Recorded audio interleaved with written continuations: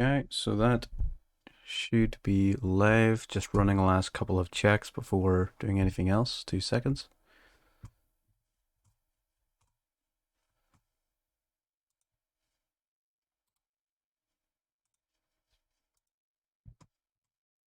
Okay, so there's the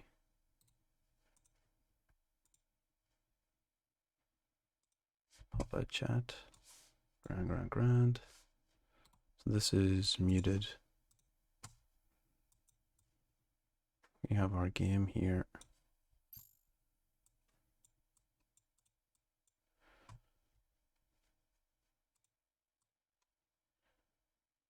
Okay, so let me just see if I can get some audio tests. 2 wee seconds.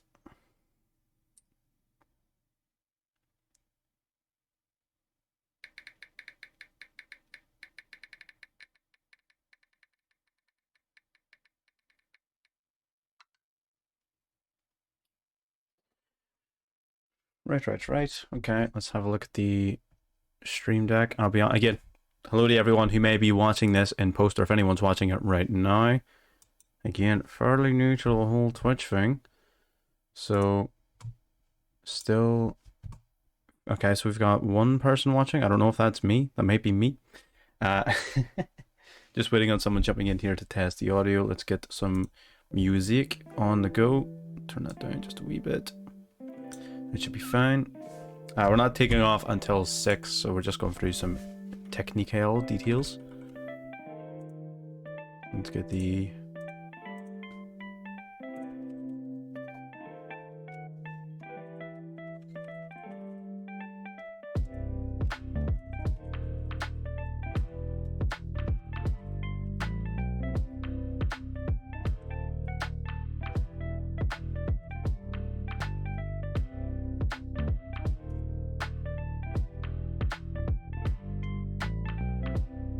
Alright.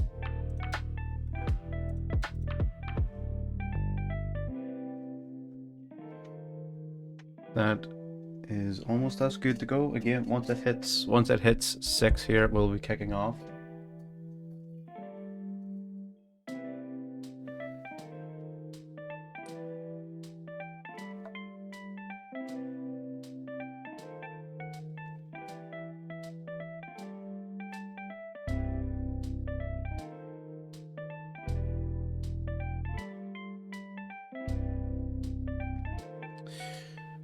Right.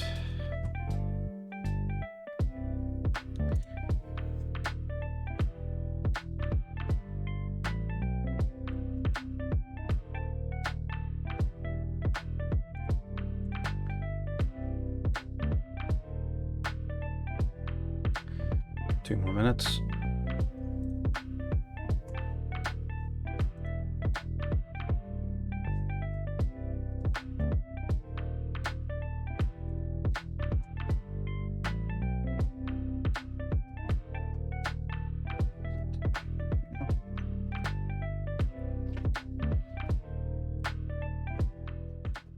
Useful.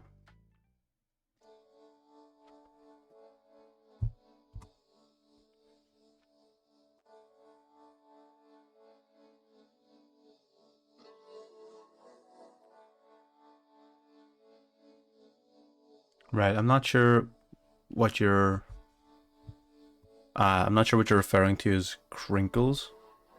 Could you be more specific?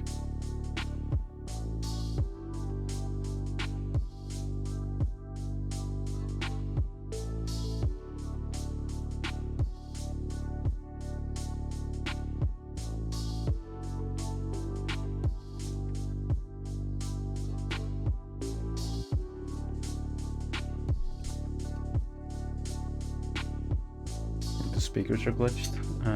Is it because I've got the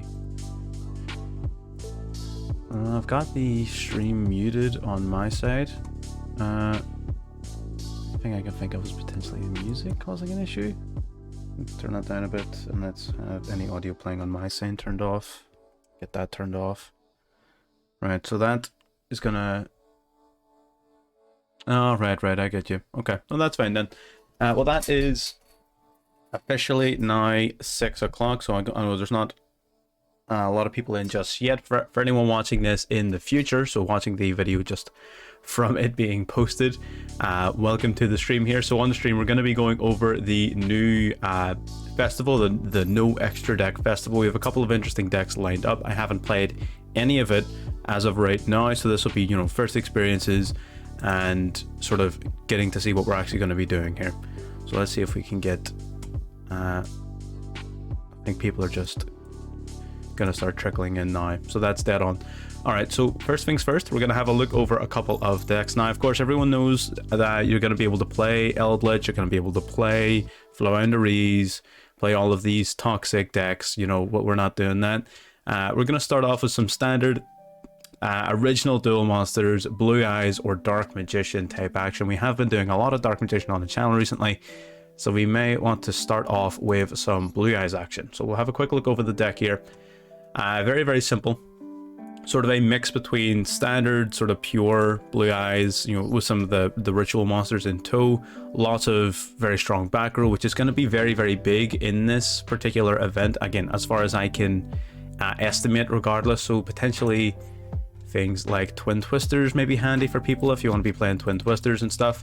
By all means, it's entirely up to yourself. And we're going to start off with this. We'll see how it does, and we'll sort of take it from there. After we're done with that, we're going to move into some dark magician, and then we'll sort of take it from there depending on what we see and or do. So I suppose nothing left to do except jump right in and we'll see what's going on. So my deck, I believe I did actually create a deck for this already, so we're just going to remove that and put in the blue eyes deck. Grand. And let's give it a wee go here. So hopping in here for the first game. Let's see, again, well, it's nice that they fixed the festival so you're only playing against people in your rank. I suppose it does help people who potentially, maybe in lower ranks in particular, they're only going to be facing people of their level of skill, which is nice. Having the structure decks does make that interaction in particular just a little bit awkward, but you know what, as long as people are having fun, that's the main thing. So into the draw phase, very, very interesting. Not the greatest of hands, I'm not gonna lie to you, okay, but you know, it's a first experience of it here. We're just gonna set free pass. So we have Caught by the Grave, which is going to be handy. Banish anything from his graveyard and negate its effects, so that can be useful. We also have True Light, which once per turn is going to summon a Blue Eyes White Dragon from our hand or graveyard. So having the Blue Eyes White Dragon in hand and having the True Light means we're going to, at the very least, be able to summon out a bit of a beater here. So that's fine. We're not completely without plays. Let's see what our opponent's going to be getting up to here. He's got the Trishula Leaves, Asian name. Sometimes that means you're going against standard meta, but a lot of times these guys are playing crazy sort of unique decks. Here we have Chaos Space. Discard the White Dragon Wiper Burster. Oh, that's rough. That's a rough opening hand there, Chief. I'm gonna keep it real with you. Unless he's playing like 3 of each, that would be nuts. He's gonna grab the Black Dragon. Do we preemptively? But no, you know what? He can have his Black Dragon. That's fine. He's gonna banish the White Dragon in a second. Summon the Black Dragon. There it is. Summon Black Dragon collapse run out to the field. Then he can use the additional effect of Chaos Space now to shuffle the White Dragon back into his deck to draw an additional card. So yep, there's the Chaos Space. Grand. We could have, to prevent this summon, we could technically have, oh, my toggle's on. We could technically have used Call by the Grave to banish the White Dragon from the graveyard preemptively, but it wouldn't have been worth it because he would have been able to simply shuffle it back with Chaos Space regardless. So it's not as if it would have been super great for us. Oh, he's going to go for the Water Enchantress. We really needed our toggle on for that. That is very unfortunate. We could have negated that, we could have, but we didn't have our toggle on, so it sucks to suck, I guess. Our opponent's going to go for the Rite of Aramasir. The Rite of Aramasir is going to grab him the Adventure token as well as the Fateful Adventure from his deck. So that is Interesting. Adventure is going to be showing up all across this tournament, basically the whole way through. He's got the Griffin in hand already. Had the Griffin in hand? No way. Alright, fair enough. So Griffin comes out. So Griffin is basically an Omni Negate at this stage in particular. So, you know, we're sort of... it's not great. If we use True Light at the wrong spot, we're going to get cooked. So we do need to be careful. We've also got Call by the Grave. So the Draco back is going to return, I'm assuming, one of the face downs. Yep, he's going to return the True Light. If this card is sent from the spell or trap card zone to the graveyard, we return all of our cards. So what we're going to do is... yeah. You know what, honestly? We're going to activate it. So we are. We're going to summon the Blue Eyes White Dragon from our hand. Because it's being returned back to our hand, the nuking of our field doesn't actually happen. So that's great. It means that we get to at least keep our monsters. So we're not worried about that right now. True Light will give us a 3k beater on the field here, so it'll not be as easy for him to attempt any sort of crazy OTK. It means we're limiting his plays and trying to get rid of us this turn. So, alright, we're already sort of learning stuff. Or, again, the alternative, of course, him negating with Griffin. Which is, again, suitable for us because that means Griffin is now gone and he can't negate any of our other effects, like the Call by the Grave. So it was one or the other. He was either going to let it go through to try and combo, or he was going to use his Griffin to negate. Either way suited us. Because the activation was negated, it doesn't destroy our board because it was never technically on the field, or at least not face up on the field. So that's why the timing of it suited us as well. So our opponent here is just Solar Recharge. Alright. Swing in our White Stone, that's fine. We get to add our Blue Eyes White Dragon to hand.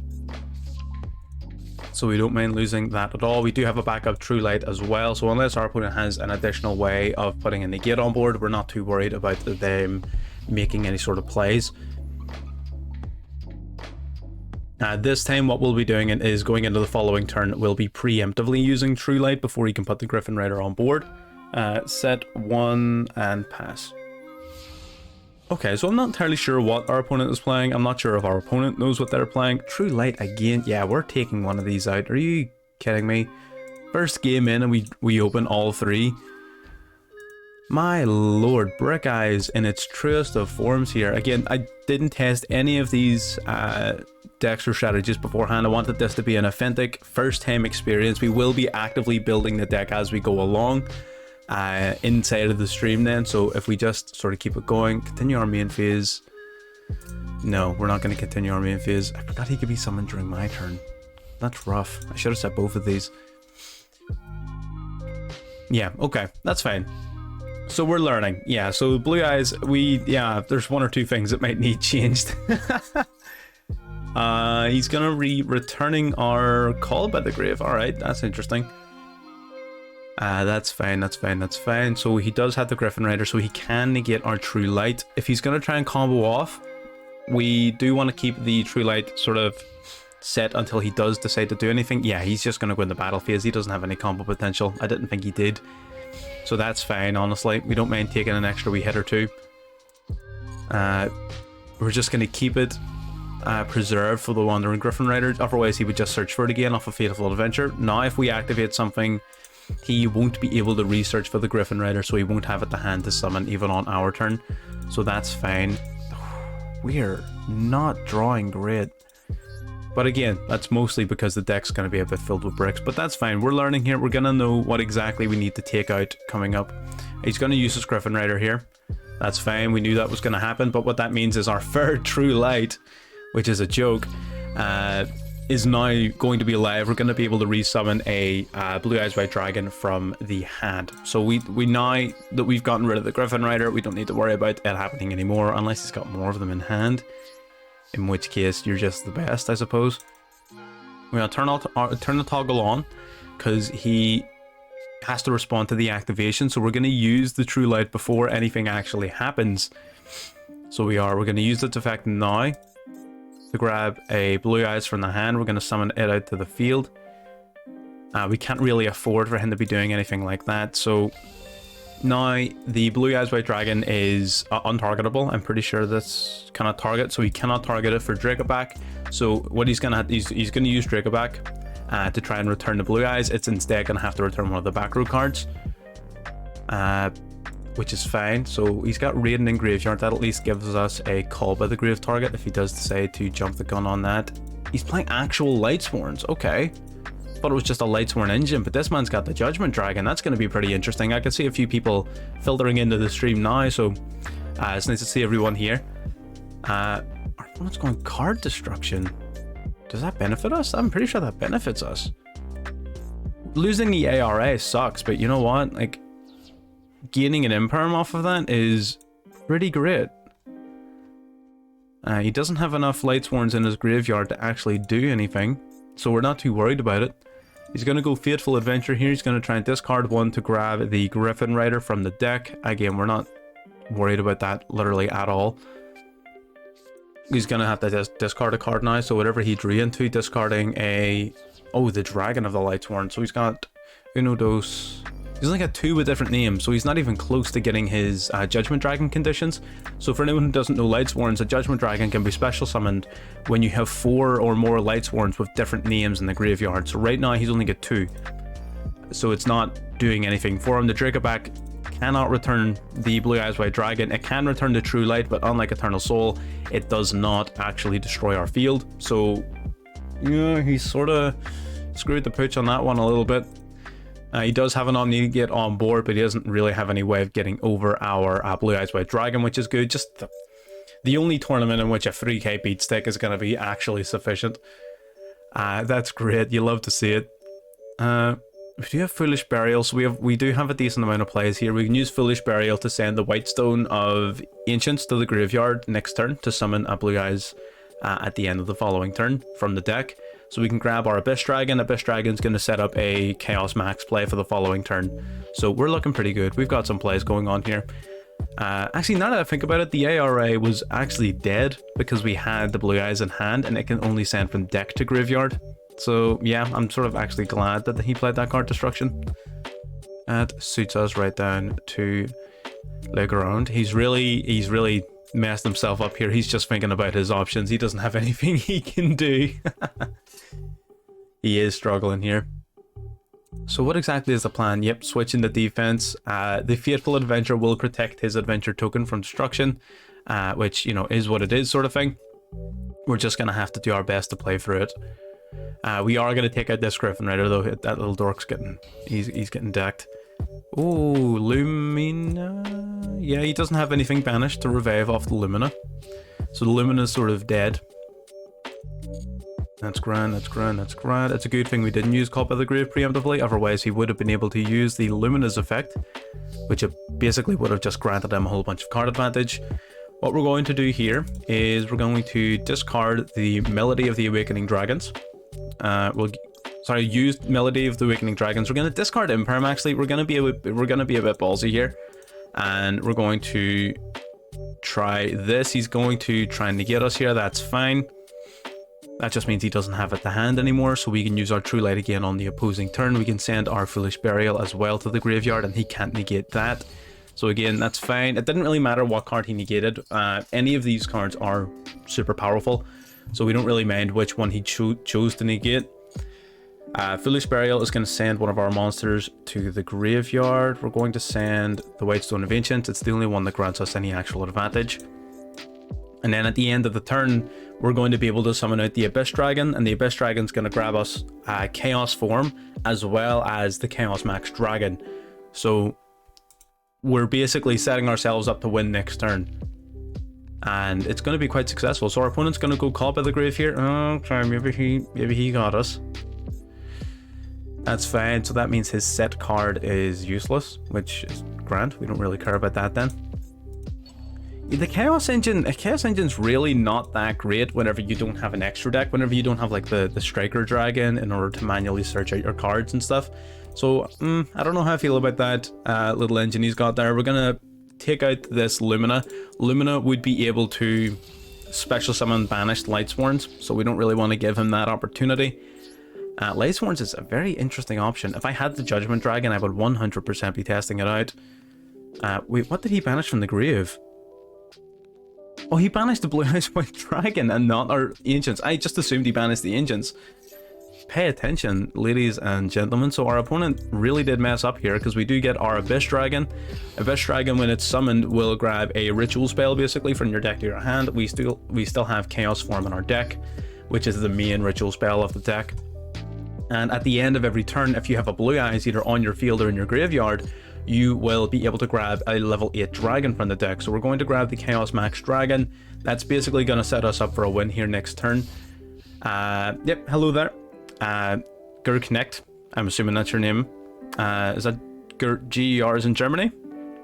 Based off the following word, or am I just making stuff up here as we're going along? Yep, there you go. Fantastic, nice to see it.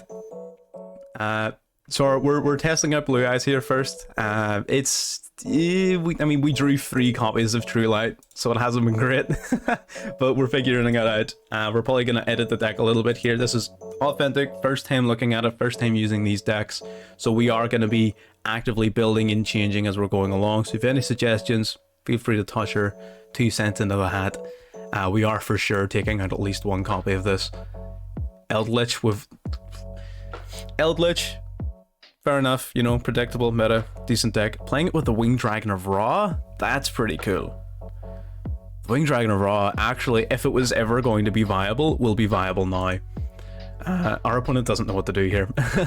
But the Winged Dragon of Ra, yeah, you just summon out, like, what, basically an 8k beater. The only reason we're winning this is because we're playing 3k beaters. It's great. Our opponent, what we're going to do is we're going to use True Light before he grabs the Griffin Rider.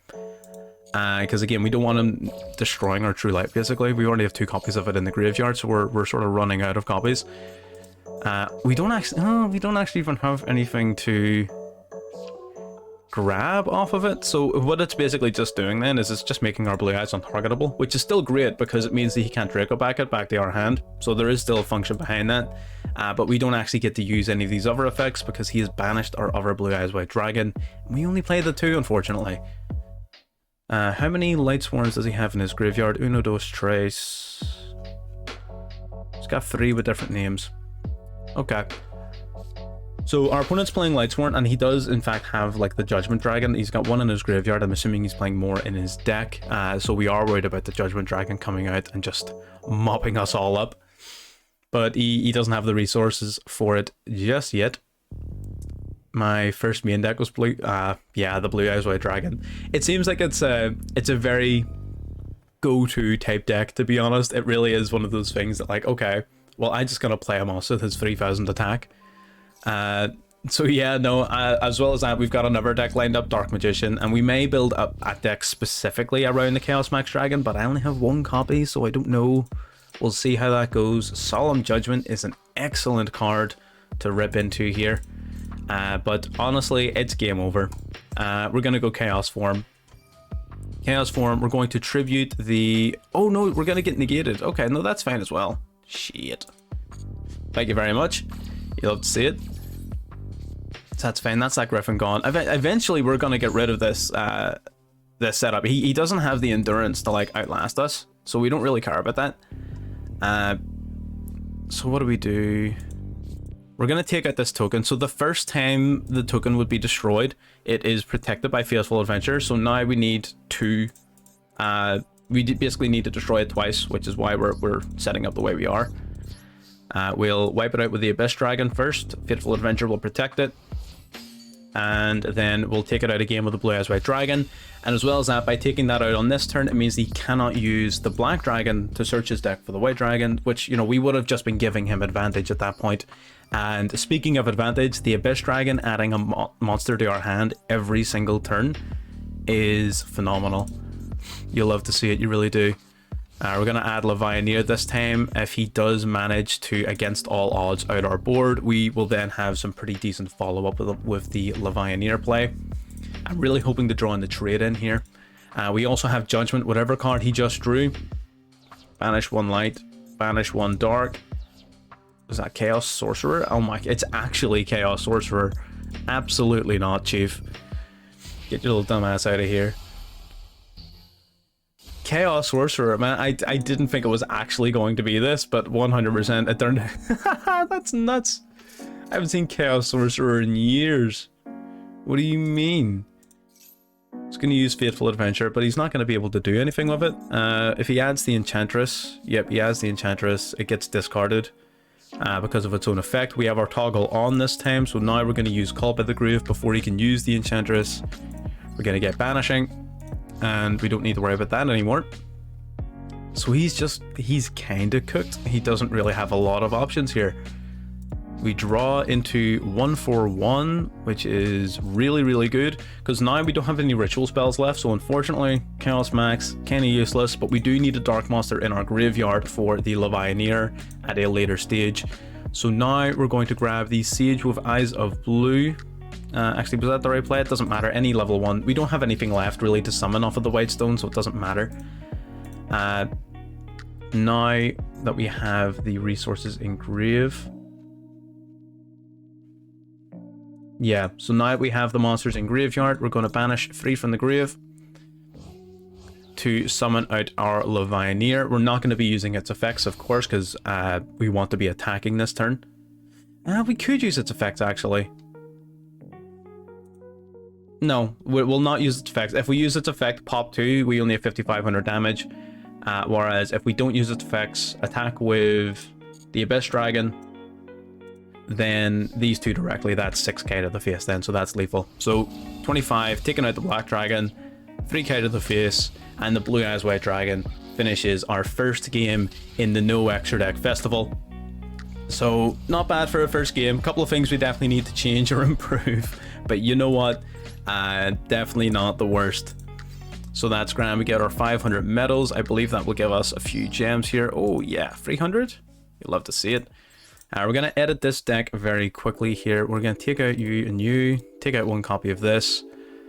We want to play an extra White Stone, and then we want to play some additional hand traps. Potentially Ash Blossom. Yeah, that should work. Getting back in for round number 2 then. Let's give this a go.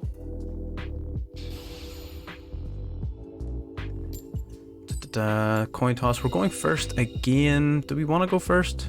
We kind of do. We want to set up some of our trap cards. Yeah. So we'll go first. We would probably in this version play 3 copies of the Blue Eyes White Dragon if we had them. I'm not crafting it because it's out of the legacy pack. I'll get it eventually. 2 is enough for now. We'll just leave it as it is. Lightning Storm, not the greatest card here whenever you're going first, so we're going to ditch it for our Melody. Melody's going to grab 2 of our dragons from the deck, basically. We're going to grab the alternative White Dragon and the original White Dragon, so that's perfect. We will special summon out of the field the Blue Eyes alternative White Dragon in defense mode. We don't want to get Lightning Stormed ourselves, then we can use Trade In fairly safely. Discard a level 8 to draw 2 cards. You know what? Not the worst scenario in the world. If I normal summon the Sage, it's going to grab me a White Stone. That doesn't really do very much for me. We could use the effect to send the alternative White Dragon to the graveyard to grab the Abyss Dragon. Abyss Dragon will of course grab the Ritual spell and then another dragon during the end phase. So yeah, I think that's going to be the play actually. Yeah, we're going to use Sage, 100%. We're going to send the alternative White Dragon to the graveyard. It's going to summon the Abyss Dragon from the deck. The Abyss Dragon then is going to grab us a Chaos form. So we're not going to Ritual summon yet. We're keeping that for next turn. And then at the end phase, it's going to grab me another level 8 dragon. So we're going to grab probably Levianeer, I suppose, would be the smarter of the two. We'll activate this. We do have a couple of options. We do have the Chaos Emperor, which is a pretty neat card. But we're going to keep it nice and simple with Levianeer. Grand. Okay, our opponent's turn. You know what? We got some interruption. We got the Call by the Grave, banish something from their graveyard at any time. And the Ice Dragon's Prison, which is, again, one of my favorite trap cards. You take a monster from their graveyard and summon it to your field, and it gets just blown up by their Harpy's Feather Duster. Fantastic effect. One of my favorites. That's going to be a very popular card in this event because Floodgates are going to be brutal. Oh, we got some Ancient Warriors action. Okay. He better hope he can OTK me. He probably can, but he needs to beat me this turn. Okay, so he's going to summon out Sun Mo. What do you do? Send a card from your hand or field to the graveyard and an Ancient Warrior card from your deck to your hand, except for itself. And then whenever this is sent to the graveyard, this will get an effect, won't it? Yeah, it does indeed. What does it actually do, though? I just... Right. Okay, well, that's fine. That's right, Rebellious. Ooh, he's gonna pop our monster. We're not looking great. Okay, once per turn during the main phase, destroy a face-up monster your opponent controls. Once per turn during the end phase, if your opponent controls a monster with the highest attack, give control of this card to your opponent. So if we hold the biggest monster, his monster becomes ours. Does he have a way of boosting up his attack points? I don't think he does. No. Okay, so I think we're going to survive here, which is fine. I'm surprised he didn't have lethal. I'll be honest, it's a little bit disappointing. I was expecting a bit more out of the Ancient Warriors, but we do still have plays. So what have we got our opponent here? If you're target one monster your opponent controls, banish it. That's pointless. We don't worry about that. More monsters than you do, destroy. Okay, none of these guys actually do anything to the Chaos Max Dragon, like at all. So we're going to use Chaos Form. We're going to banish from the graveyard the Blue Eyes White Dragon. And we're going to ritual summon forth the Chaos Max Dragon. So we are. So now we hold the biggest monster on the field. So we should be taking this guy once per turn during the end phase. I mean, that doesn't do anything.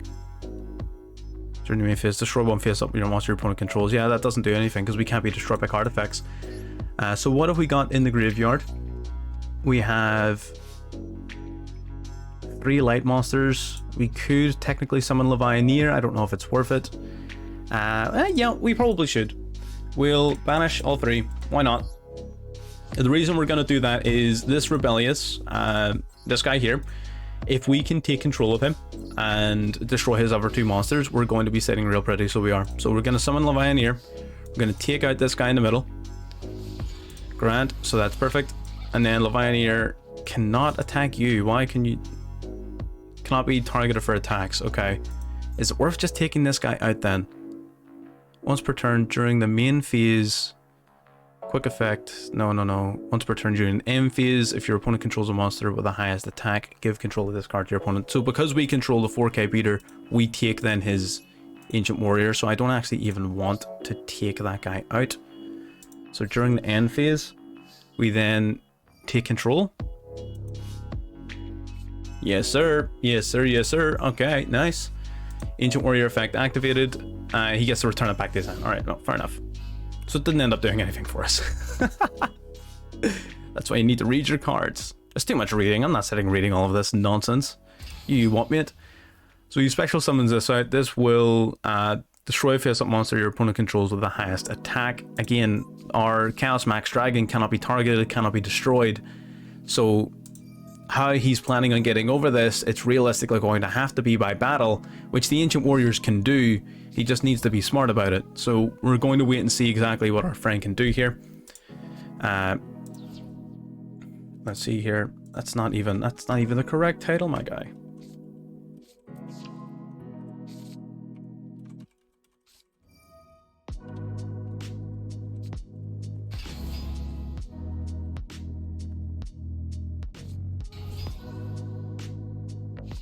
Grand. So while our opponent was being a little doofus over there, okay, he swings in. No way. He got us. Oh no, he got us. All right. Well, you know what? It happens. What are you gonna do? Ancient Warriors are a super cool idea for this event. I am 100% jotting that down for later. What was that guy playing? That was crazy. Let's have a look. Confirm opponent's deck. Nuts. That's really cool. I don't have this guy, unfortunately. Everything else here, really cool. So that's for sure an idea for people who want to play that. Let's get into game number 3 here.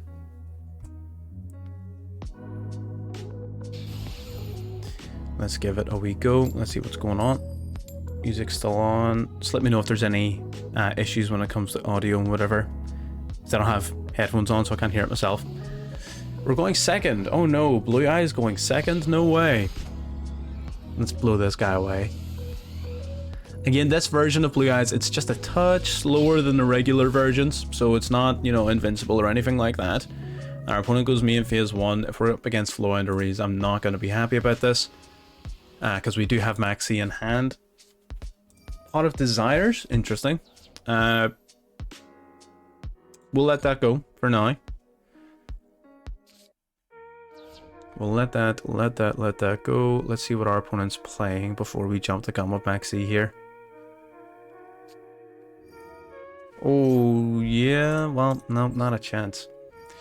Pendulums is another interesting option, because they still function and everything from the extra deck, so they're dead on. Our opponent here, unless they... Yeah, no, they've got nothing, that's fine. So now anytime they special summon, we get to draw a card, so it would be unwise of them to continue to really play the game. They do have the unique advantage of not using their graveyard a lot, so with our Ace Dragon's Prison, it's going to be harder for us to have a functioning target from their grave, so they do have that going for them. Whether or not that will mean much in the grand scheme of things is unclear. He's going to Pendulum Summon out the Cerberus here, as well as the Jackal. So he's not, is he not summoning? Oh, he can't summon the Cerberus, right? So it's just the 2 Jackals then. Interesting. So you can just now Pendulum Summon freely, is that right? That's an interesting interaction. I didn't really think that one all the way through. Okay, we're going to use Melody of the Awakening Dragon. As we said, we're not going to have a lot of targets in grave for our opponent here, so we're just going to get rid of the Ace Dragon's Prison. And any monster we destroy, because they're all pendulums, will just go to your opponent's extra deck. So it's not as if we can do much there. We kept Call by the Grave specifically for if he had Ash. Otherwise, we probably would have get rid of it. So that's grand. That is Ash gone. The Cerberus, when each time a spell is activated, they get 2 counters. They can remove 2 counters to negate a monster effect. Okay, right, so he has 2 monster negates basically now, which is not great. So we're gonna grab our Blue Eyes White Dragon and our alternative White Dragon. That's fine, it gives us plays at the very least. So he's got quite a few negates here actually, in fact, which is a bit of a problem. We're going to summon out the alternative White Dragon, special summon it out to the field. Our Sage is now not all that useful because our stones are used. Our Abyss Dragon is in hand, so we can't really do very much with it. Prior to him even being able to negate us, we're going to just swing in, take out one of these Jackals. That means 4 of his counters are gone, 1 of his negates are gone. We can't really do much with you in any functional way, so we're gonna summon it to search our deck for a stone. Unfortunately, again, no extra deck, so no synchro summoning. So we can't even be playing at that game. He's gonna use his Jackal here, get rid of 2 counters to negate. That's pretty important. So now he no longer has 6 counters on his board, so the Endymion is no longer live. He has to draw a spell card in order for his Endymion to actually function. So we're not ultimately, you know, completely boned. We do still have some things going on. If he draws a spell card, we're in trouble. If he doesn't draw a spell card, we're in business, basically. So let's see what he drew. Pressure's on here. Let's see what's going on. Pressure's on if he has a spell, and he has Desires, but he's banished half of his deck. Like, this guy he's feeling light. He's got 9 cards left in his deck. Half of his deck is now off limits, which is interesting. So I'm assuming he's going to go now for the effect of Endymion. No, he's not just yet. He's first going to Pendulum Summon out his Jackal again. So there's the Jackal. There is the Magical Abductor. Okay, yep. And then now he's going to use Endymion's effect. Absolutely. Endymion removes 6 counters from the field. To summon Endymion out, he's going to pop our monster. Does that give him lethal? There's no way. My guy, some people are playing really, really cool decks. Like, they are cooking us.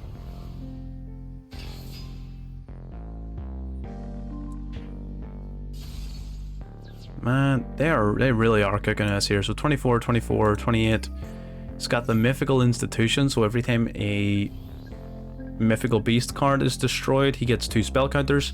But again, that's lethal. I don't even think we need to worry about it. Okay. Well, first impressions are we are underqualified and underprepared. People are absolutely killing it out here with some very interesting decks. So we've got our opponent there. They were using pendulums, which is cool. The vast majority of my decks, as I'm sure anyone who's been keeping up with the channel is aware, we rely very heavily on our extra deck for virtually everything. So there's not a whole bunch of decks we have that don't use it, apart from the obvious. You know, we have eldlich, we have floowandereeze, we have some of the more common ones, but we don't really want to play those. You know, that's typical. We're not doing that. Okay, so we'll have a quick look at the deck here. We'll see where potentially we could be going wrong. Siege, I'm going to be honest with you, isn't really doing it for me. I think what we're going to do is potentially cut Siege down, increase this guy a little bit, right? Gonna take you out because we're not running enough dark monsters to make you useful. Having a look at this, this could be a bit better. Yeah, this could be better. Okay, let's stick with this and we'll see what happens. So the siege wasn't really. See, the siege is useful in that it gets you the Abyss Dragon onto the field, so maybe we'll stick the siege for just a wee second longer. We'll run it at 2. Play Fateful Adventure. Yeah, no, you're 100% right. Fateful Adventure would make the deck an awful lot better. You're right, but we're trying to avoid that. Yeah, you know what? The normal summon isn't doing it for us. We might as well. If we're going to play the deck, we want to play it to win. So we're going to take out 7 cards, I believe. We need to take out Uno Dos.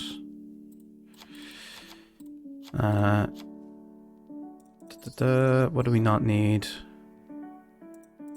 No one's really playing in the Max C. I'll be honest, people are not special summoning. floowandereeze, yeah, I was saying at the beginning, floowandereeze is definitely one of the top options.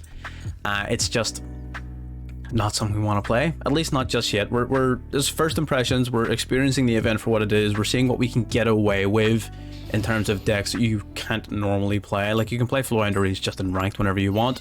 There's a lot of decks that you just couldn't play in any level of decent ranked that we're trying to see if we can get away with them, basically. The adventure engine's going to help. It really is. It's such a strong engine. It's so powerful that any deck that plays it is basically going to automatically be better. So we draw into Griffin here. There's me and my big mouth. You know what? Is the Griffin even worth summoning right now? I blame you for this, bro. Or ground. Skill drain plus Ash. Not the most entertaining hand, but you know, it is what it is. Our opponent goes main phase 1. What have they got? Vishuda. Interesting, okay. So they're gonna go Vishuda. We're gonna respond to that with the Griffin. The reason we're responding with the Griffin is we want to... So he's gonna... Well, what is he even gonna do with this? Playing floowandereeze at the minute. That's fair. Again, that's something that does happen quite a lot. Loads of additions and decks I would love to be playing if I had the cards for them, but you know what I mean. There's only... Oh god, one's pockets can only run so deep when it comes to games. He's going to summon out Vishuda. For a second, I forgot that there's no extra deck. He can't just go into the monk, which is interesting. So, Tenyis without their extra deck. That's interesting. Yeah, all free to play, 100%. I have dipped in here and there, but I do try to avoid putting money into the game as best I possibly can. Again, trying to create content on it, that does become a little bit difficult, but you know, it is what it is. We try our best. What is he doing with Tenyis? Okay, so he tributes it to summon out Dragonhorn Hunter. Are you what, man? I've literally never seen this card played. I've seen it, like I've seen the card, but I've never seen it actually be played. All normal monsters gain attack points. Yeah, so he's going to be able to bounce a card. So this is why we played the Griffin Rider. We wanted him to bounce the Griffin Rider. Skill drain. Oh, we're playing skill drain, Chief. You don't you worry about that. Yeah, so that's why we wanted to use the Griffin Rider, purely because we knew he would return it and not skill drain. We wanted to keep this on the field if we needed it. But our opponent is playing some kind of nonsense. What is this? How are we still going to lose to it? Oh my lord. Let's have a look here. Ash Blossom, are you having a giraffe? Fateful Adventure destroys itself if you play skill drain. You're 100% right. That would be relevant if we had... Well, I mean, no, the only thing that skill drain stops is the Griffin Rider. The token itself, Fateful Adventure, and the Draco Bag all still function. It's just the Griffin Rider that gets negated. We're going to take out that monster of his. So we'll do that at the very least. That's something. And we're just going to try and get some damage across the board here, man. Our luck is simply the worst. Alright, let's go. Like, we drew into 3 1-ofs in our opening hand. Like, that's not what you want to see. The skill drain's going to be handy if he tries anything funky, but something's telling me this guy's not. He's not going for funky. He is going to try and just beat us over the head here with normal monsters here in a minute. So I'm assuming he's got another Tenyi in hand, I would have to imagine. Let's see, let's see, let's see. Show me your hand, good sir. Oh, my music is turned off.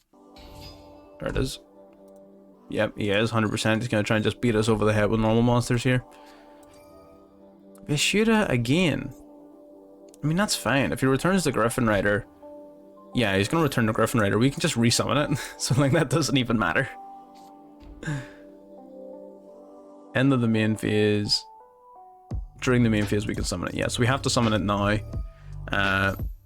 That's dead on. Summon it here in defense. Main deck is Toon Relinquished. Toon Relinquished sounds really fun. The Toons is just such an expensive deck, though. There's so many URs and SRs for a deck that is, like, fine, fun, you know what I mean? It's the same with Dark Magician and Blue Eyes. Like, those decks are unreasonably expensive. Like, there's so many URs in those, and they just don't deserve it. True Light, what is going on here? So that's fine at least. We're still in control of the match. The skill drain is giving us a decent amount of advantage, so it is just that it being there means that if he does try to go for any stupid gimmicks, we do have the ability to out them. We also have the Ash Blossom if he tries anything crazy. So we're not, you know, got the many cards left, just some UR. Yeah. That's always the hard part though, you know what I mean? Like that Blackluster Soldier, the Toon Blackluster Soldier, he seems pretty nuts. He really does. Yeah, and our opponent skips it up. They can't get past that. Man, you know what? This Blue Eyes deck, it be needing some work. Festival will give you a whole ton of gems. So if you are wanting to build up decks, absolutely, this will be the way to do it. We're already, what, 500 up, and we've only won 2 games. It's great, so it is. We're not having the best of luck here, to be perfectly honest. What could we change? Right, what needs to change is we need Sage in. The reason we need Sage is for... Yeah, that's going to be a thing, so it is. Because, I mean, that was working for a while in ranked, and then they sort of caught themselves on. So they will continue to try that type of thing. I'm going to try cutting this here. We're just trying to make this as smooth or as quick as possible. Surrender due to time limit. Some people just don't have anything better to do with their time. Due to time limit surrenders is nuts. Like, that's just... Like, this is a game. You know what I mean? Like, go do something more valuable with your time if you don't want to play the game.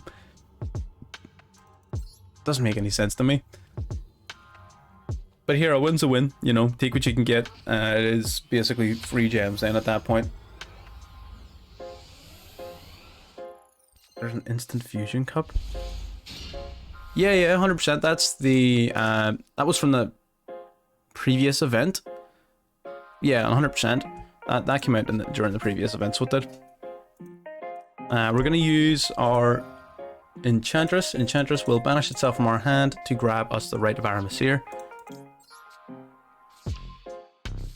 Yeah, I didn't get it either. It was the limited to one festival. The limited to one festival. I know a lot of people loved it. I thought it was dreadful. I thought it was simply dreadful. I couldn't play it. It was so restrictive. Like, the metagame in that event was just so unidimensional. It was just brutal. What was it about? It was just every card in the game was limited to one.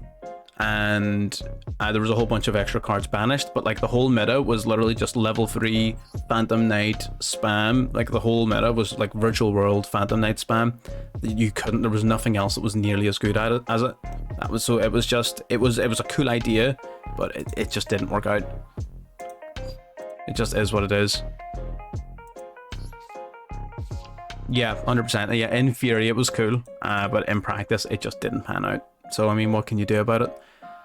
Okay, so we'll ditch the Siege. Siege isn't really going to do us any favors here.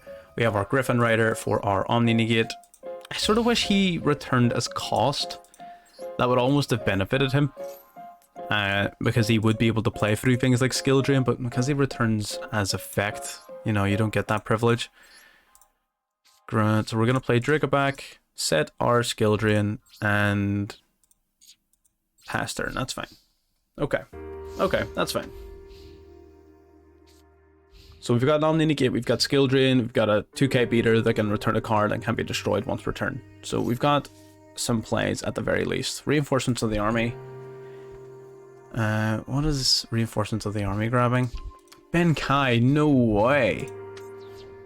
Skill Drain's gonna cook this, man. Are you joking? We're gonna Skill Drain that? No, sorry, no, we're gonna Griffin Rider that. So the Benkai basically is going to be completely invalidated by Skill Drain because it will only be able to attack once, and our token can resist being destroyed by battle once per turn. So it'll be literally pointless. He's gonna summon, make a second attack, like that's fine, whatever. Equip on Psychic Blade, pay life points in multiples of 100. He's gonna pay 2k life, then increase its attack and defense by 2000. That's fine. Again, no, there's no functional difference between this and Benkei. He's gonna swing in, we're gonna use Skill Drain, so he can only attack once, and will resist being destroyed, and nothing happens. It's as simple as that, nothing happens. Activate 1 Psychic Blade per turn, that's fine. Oh, Melody, and our opponent quits, no way! We had the plays, we were gonna summon the Chaos Max Dragon and everything, oh my lord. Our opponent had no chance. Let's collect our medals and move on to the next game. Excellent, you love to see it. Okay, let's have a wee look-see. If I had more copies of the Max Dragon, I would just build a dedicated Chaos Max Dragon deck. Attune me, attune. You know, in the solo mode, the Toon Duelist has like a Toon Dark Magician mate. Like, I mean, it exists in the game already. I don't know why they don't just release it to be available. It's probably going to be like a Battle Pass reward or something. But it will be coming, because it already exists. So why wouldn't it? You know what I mean? Like, they've already made it. Okay, we're going to go the Rite of Aramis here.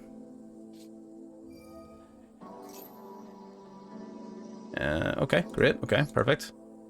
Probably should have summoned that in defense, but you know what? Such is life. What are you gonna do about it? And we're gonna summon this out here then. Then we activate our Fateful Adventure. Activating Fateful Adventure is gonna put our Ancients to the graveyard, so it'll set us up for a Chaos Mag. Or not, you know, we could also not do any of that. That's fine as well. Right, okay. So we're suddenly not looking quite as strong as we would have liked.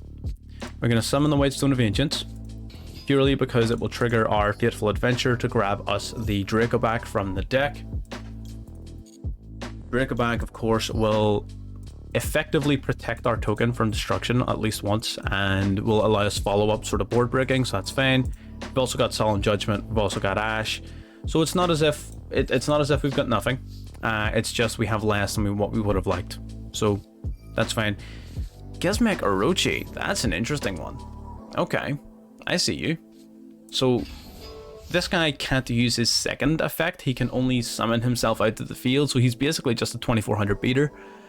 His level, nothing like that is of any consequence because no extra deck.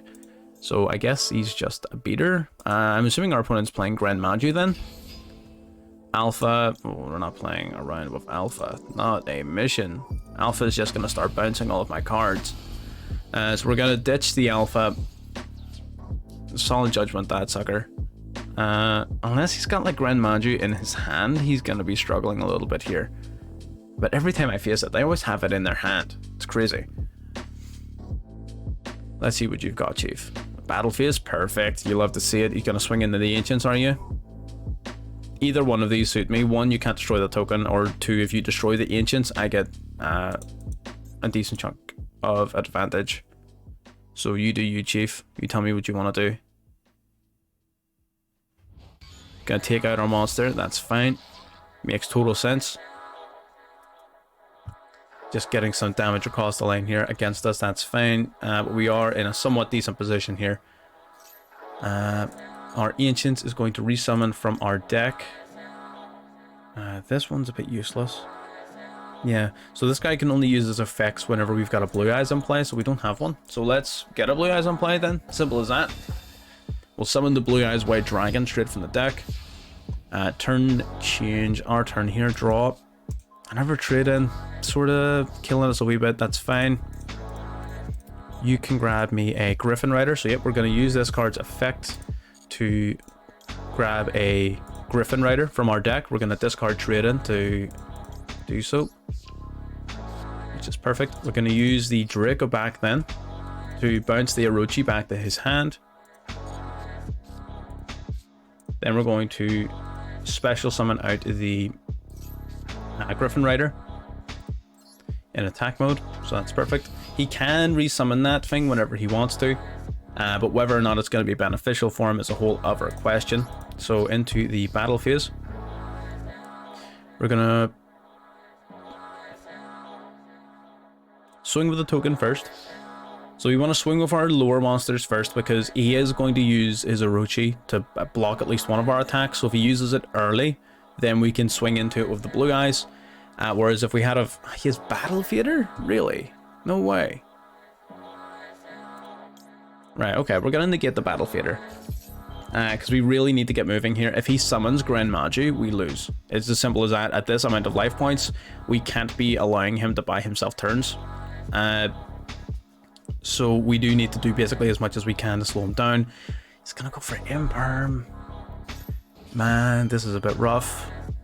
This is pretty rough, actually. This is very rough, actually. The Imperm on our Griffin Rider is going to really slow us down here. We do have the Blue Eyes, which is at least big, but the Battle Fader will end our battle phase, and basically means we can't do very much else with this turn, so we are just going to have to pass it back over. Moving into the following turn, yep, during the end phase, he will summon his Orochi yet again. Not very much we can do about that right now at this stage.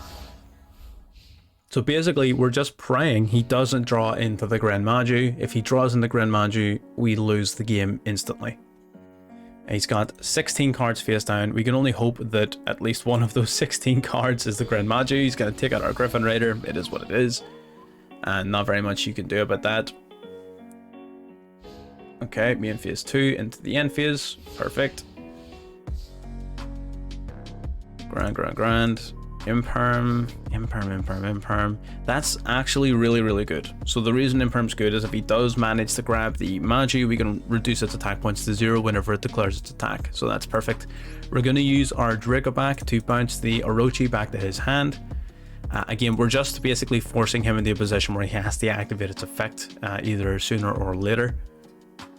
We're going to use Fateful Adventure purely to grab a Enchantress from the deck, just so we can discard it. We just don't want to draw into it, basically. Well, it's 1500 attack. We might as well just keep it. We'll discard trade in. We're not having the best of luck when it comes to drawing cards, so we're going to special summon our Enchantress. Basically, it's another 1500 attack on board. That's fine. Our opponent's playing real slow here, so we can afford to be making such plays. That's grand. Into the battle phase, we will swing into this Battle Fader. Okay, take it out. We're going to swing with the Adventure token, so he's going to use Orochi in his hand to block this attack, if he was smart. Or another Battle Fader. Okay. It has a similar impact, I suppose. The only thing is he gets to keep his Orochi now in his hand, which he can now use to summon if he wants to risk banishing his Grand Maju, which he might not. He's already banished 16 cards randomly from his deck. He is going to take the gamble again, banishing another, what, 8 cards face down at random from the top of his deck. So he is getting rid of the majority of his cards, which is great. He's only got 9 left in deck, so there's a solid possibility he's banished at least 1 or 2 of his Grand Maju here. So again, it's just a case of hoping he hasn't drawn into one, but even if he has, the Imperm is going to give us the advantage in the matchup at least. So that is something worth bearing in mind. Just making sure everything's still up and running. Yeah. Okay, what's our opponent going to do here? Our opponent is struggling. He really needs to rip into his Maju here very, very soon. So basically, for anyone who doesn't know, I know there's not a lot of people here, but for anyone watching the video in the future, if they don't know, that's fine. I'll take kaiju any day. The Grand Maju is basically a monster that gains attack points for every banished monster. Return all cards. So you swing in there, that's 13. No way, that is exactly lethal damage. There's no way. Well, it's over by 50, but come on. Man, 950 to the face, and then 800 over our token, and there's not a damn thing we can do about it.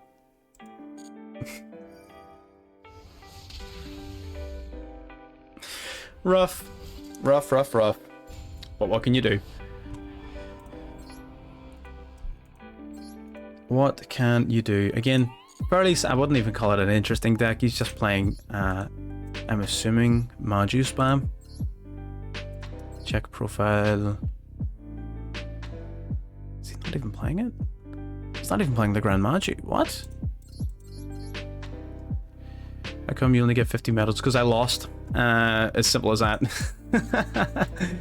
He actually beat us. He had exactly full over our monsters, which was unfortunate. He just happened to rip in the kaiju and owner's seal and a kaiju. Like, all right, mate. That is the most gimmick. He didn't even have a Grand Maju the whole time. I thought it was going to be a Grand Maju matchup because that would be smart.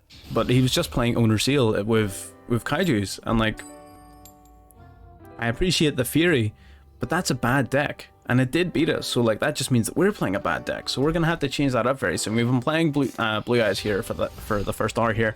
We're gonna be shifting across into Dark Magician here in just a moment, and then for the last segment we'll probably just be doing some live building into something a little bit more unconventional, we'll say. Floowandereeze, what an end to matchup. This is going to be brutal. Okay. Man, this field spell is nuts. This whole deck is nuts. Like, Floowandereeze is just too... Like, it is, beyond comparison, like, the best deck in the event. If you want to win, just play this. But if you want to have fun... Exactly, you know what I mean? It's just... It is the best, but it's like, I mean, why would you come in and to just play the best? Like, what is even the point? Like, you know what's the best? Why? Well, like, you're not learning anything, you're not gaining anything from that experience. Yeah, because you can just normal summon the Eagle in here in addition to his regular normal summon. So, actually the Eagle, because it affects searches, we can negate. So, we've got, you know, we've got plays. Is that it? Is that all you can do? Oh, yes, sir. Would play Tune Relinquish, don't have the... Yeah, 100%. It's not as easy as just saying, oh, we'll just play. No, it's not like that. Okay, but we put ourselves in a decent position here. We're not even going to normal summon, so he doesn't even get his field spell effect. You what, mate? Alright, let's banish our Enchantress to get ashed. Excellent, because now we can use Call by the Grave on the ash. Everything is falling into place. It is all perfect. We're going to use our Call by the Grave. You know what? This may just be the upset of the stream, so it is. Let's do this. If we can win this game, we're officially not trash. That's it. It all comes down to this game. So we're gonna go for Rite of Aramasir. Oh, my Akashis are sick. Droll and Lockbird, no! Duel is so bad. Oh no, it stopped our melody. Mayakashi, it's cool, but it is a synchro deck. You can't play it in this event. But if you want to play it in ranked, by all means, like a Bone Tower Mayakashi deck, just decks out your opponent on the first turn. Nuts. It's really cool. But you can't play it in this event, obviously, because it's a synchro deck. Discarding your spell and trap card zone. Oh, that is so unfortunate, because now we can't even use any of our effects. Man. We had the play. That is so disappointing. That is so disappointing. Reveal a level 1 floowandereeze in his hand. If he doesn't have floowandereeze in his hand, then we're good. Alright, if he doesn't have a normal summon. Really? Small world. Nibiru, effect healer. And then, because that's a level 1, he's gonna grab a floowandereeze monster. No way. No way. Get out of here.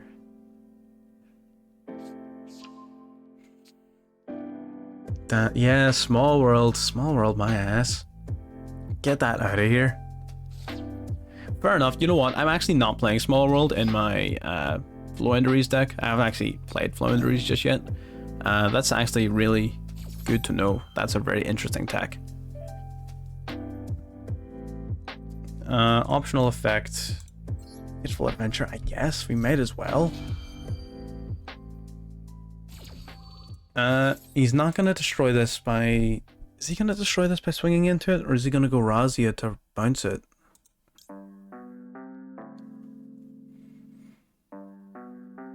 Man.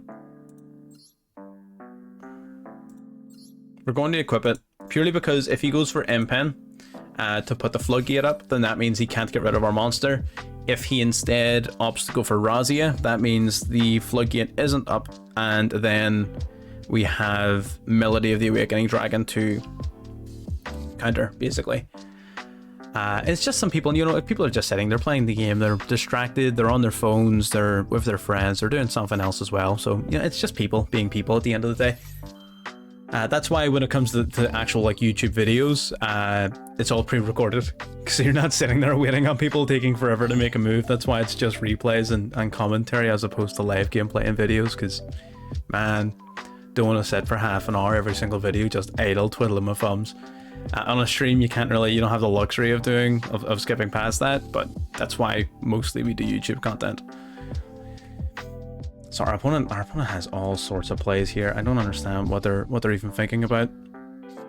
Yeah, Razia. So this was the conundrum. It was either going to be Razia or Impen. By equipping the Draco back on, it was going to encourage him to go Razia, because Razia can bounce. So that means the Draco back is dead, but that means he doesn't have the Impen floodgate, basically. So we're in a position now where Melody is going to be able to turn this game around for us. The other way around, for example, if we had equipped this on and he had gone for Impen, he simply wouldn't have been able to get rid of the token because it's protected once per turn. So, you know, lots of sort of things to consider there, but this was ultimately, it was going to shotgun him down one path if he wanted to make progress in the game, which is going to be Razia. Razia, of course, can be very easily dealt with. Except he's bouncing it back. I guess to be resummoned during my turn. Which sort of makes sense, but I'm not normal summoning unless he has the trap card in hand. But did he search it? Hang on, now I'm worried. Now I'm worried. Hang on, did he search for that trap card? No. Okay, so no. So as long as I don't.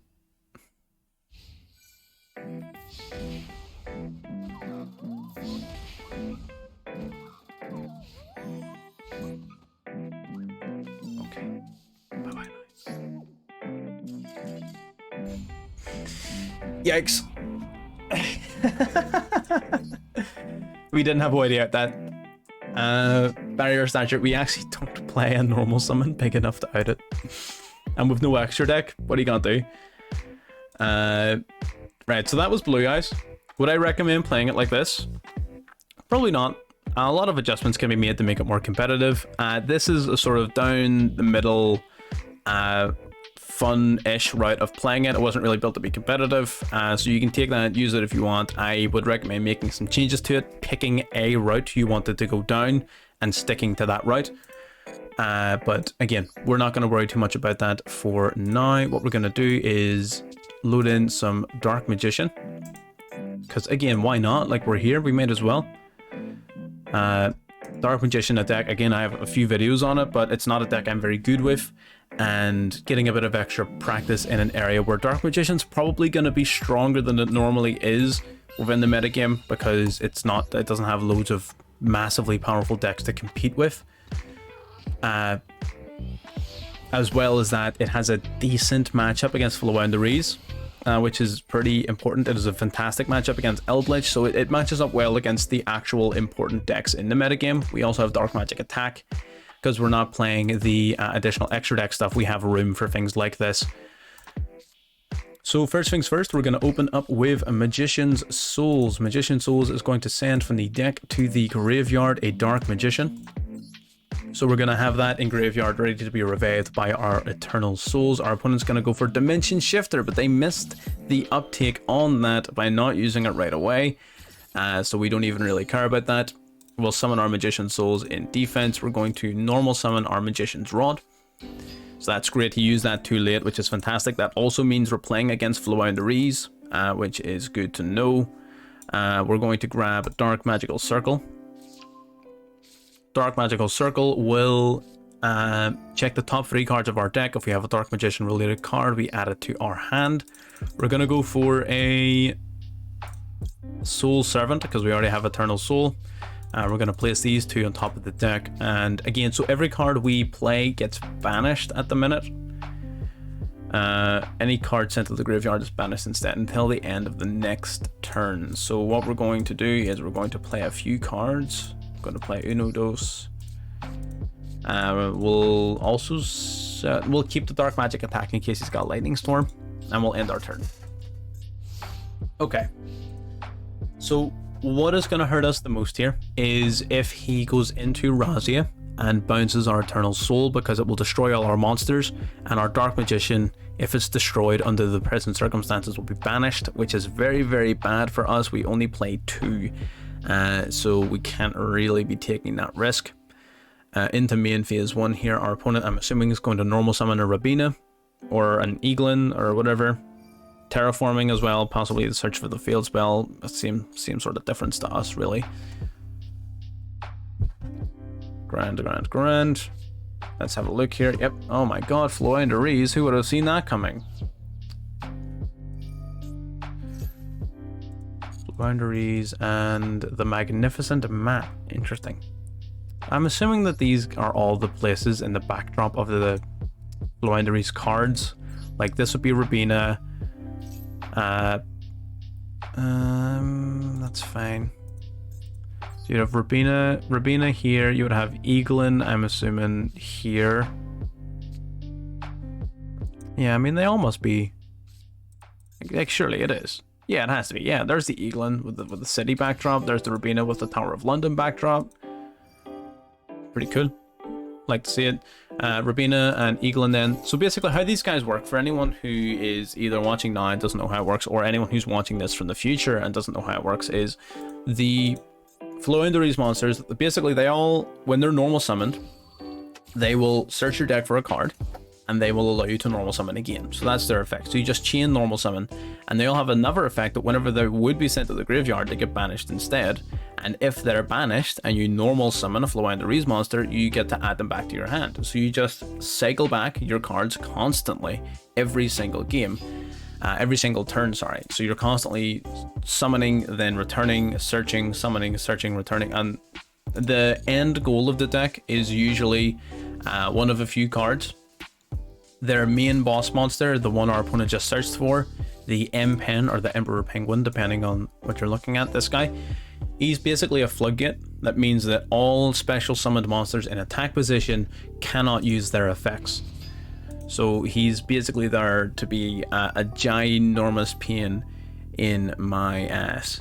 So tribute summoned floowandereeze spell or trap card directly from your deck to your hand.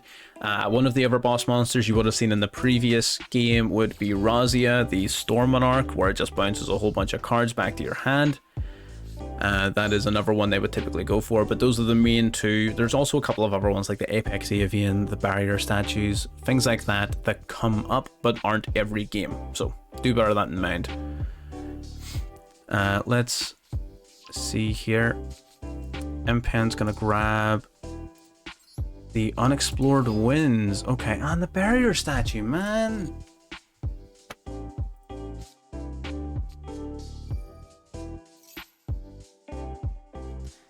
That Barrier Statue is such a big deal. It's so big. Because now we can't even use our Eternal Soul. Oh my lord. That is such a pain. Because in the battle phase, he's going to take out our souls. Souls realistically was the only card that would give us a fighting chance, because we could just swing into the Barrier Statue with it, but unfortunately that's no longer an option. We can't even boost up the attack points of our monsters because with the Apprentice Illusion Magician, because it needs to be sent to the graveyard. It's from your hand to the graveyard. And because we can't do that right now, Dimension Shifter, anything that would go to the graveyard would be banished instead. So because we can't fulfill her conditions, she can't even boost our monsters, which would have been our out. So it's not looking great, I'll be honest. What we're going to do is we're going to use Soul Servant here. It's going to stack a card on top of our deck. Continue spell. You can use, yeah, they can, oh, they can tribute my spells and traps? What? Hang on a second. I know they can tribute my monsters. One monster you control and one card your opponent controls to the graveyard. That's crazy. I thought it was just a monster, but the fact they can use your spells and traps as well, that's even nuttier. Like, that's insane. Like, that's what I'm saying. This is objectively the best deck in the metagame. I think even just in regular ranked, I think it's the best. Purely because it has a complete lack of counterplay. Yeah, 100%. There's just no significant counterplay to this deck. I could even just get rid of this field spell so we couldn't normal summon on my turn. It wouldn't be that big of a problem. But we are where we are. We're just going to hope he doesn't have something in hand. He has the Rabina. The Rabina will add the Eaglin. Eaglin's going to grab Razia. Razia normal summon will bounce anyway. So we don't even have an effective counterplay. If we normal summon Rod, we get bounced and we still can't take out the Barrier Statue. Like, that's crazy. There's literally nothing we can do.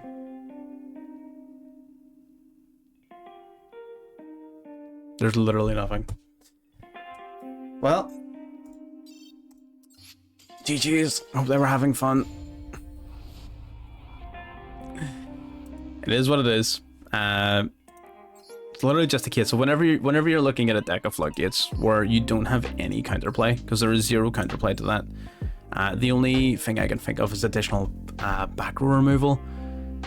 So I think we're gonna take out Ace Dragon's Prison. Ace Dragon's Prison's a fantastic card, but it doesn't stop floowandereeze, and that is the big target at the minute, floowandereeze. So what we're doing is, yeah, I was gonna say we're gonna put in Harpy's Feather Duster, we're gonna put in Raigeki, right? Just as more versatile versions of Lightning Storm.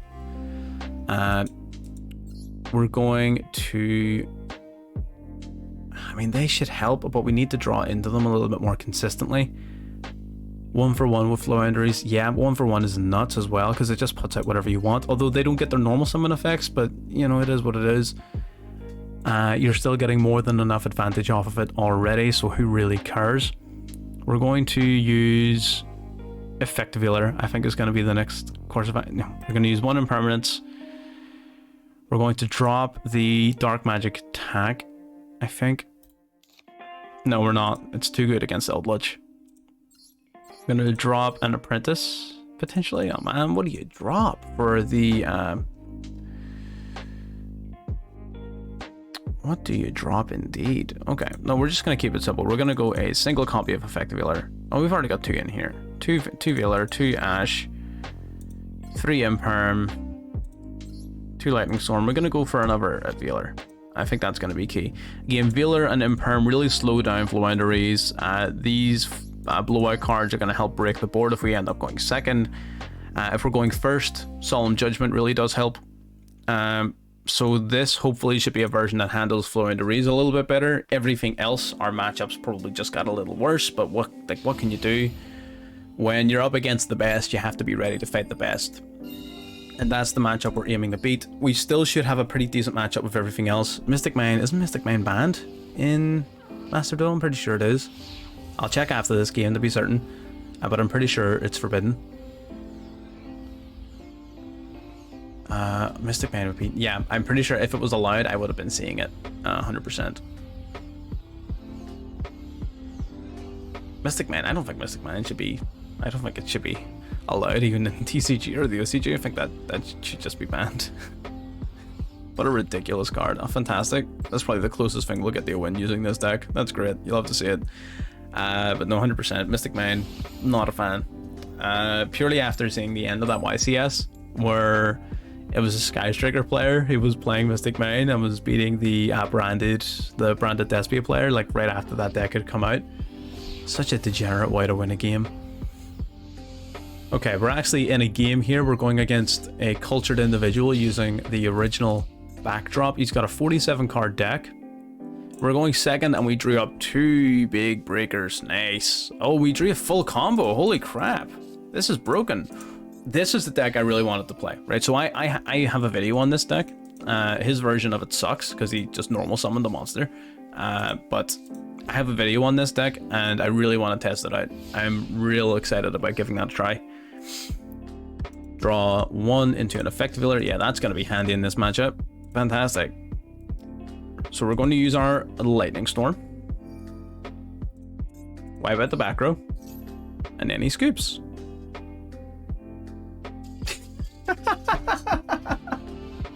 Man, who could have seen that coming?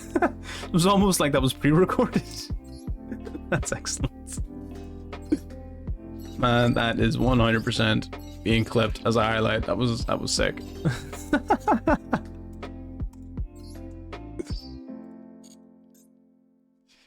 Oh dear, you love to see it. Right. All right, let's take two. All right, let's go. Oh, we're going first again. Nice. Okay, we're just gonna pretend that last game didn't happen. Wait, is this the same person? Surely not. I don't think it is. I didn't pay attention to the name last time. Similar backdrop. So okay, it's a 40 card deck. No, that's fine. That's fine. Okay. I thought we got lucky twice in a row. We did not. Okay. So what we're gonna do is we're gonna use Magician Souls. Souls is gonna special summon itself out to our field by sending the Dark Magician to the graveyard, and it will play itself here. Our opponent has Veiler or Imperm or something to that effect. Either way, we're gonna use our Dark Magical Circle. Is it Vash as well? Nope. Okay, so we've got full combo. There's our Eternal Soul. That's excellent. That's what you love to see. We are going to grab a...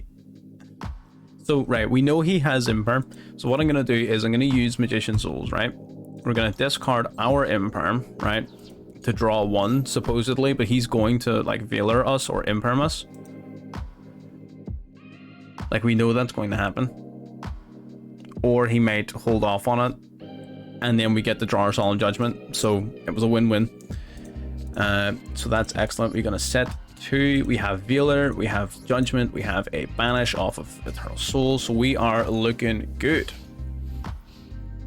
I don't think we're playing against floowandereeze. We might be, but I don't think so. I think this is going to be some other kind of deck. Machina. When it's normal, summon add a Machina monster from your deck to your hand. Judgment.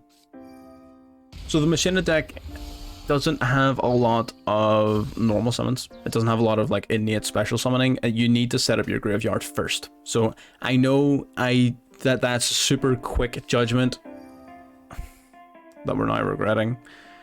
I could have veilered it, John. You're an absolute grade A, class A moron.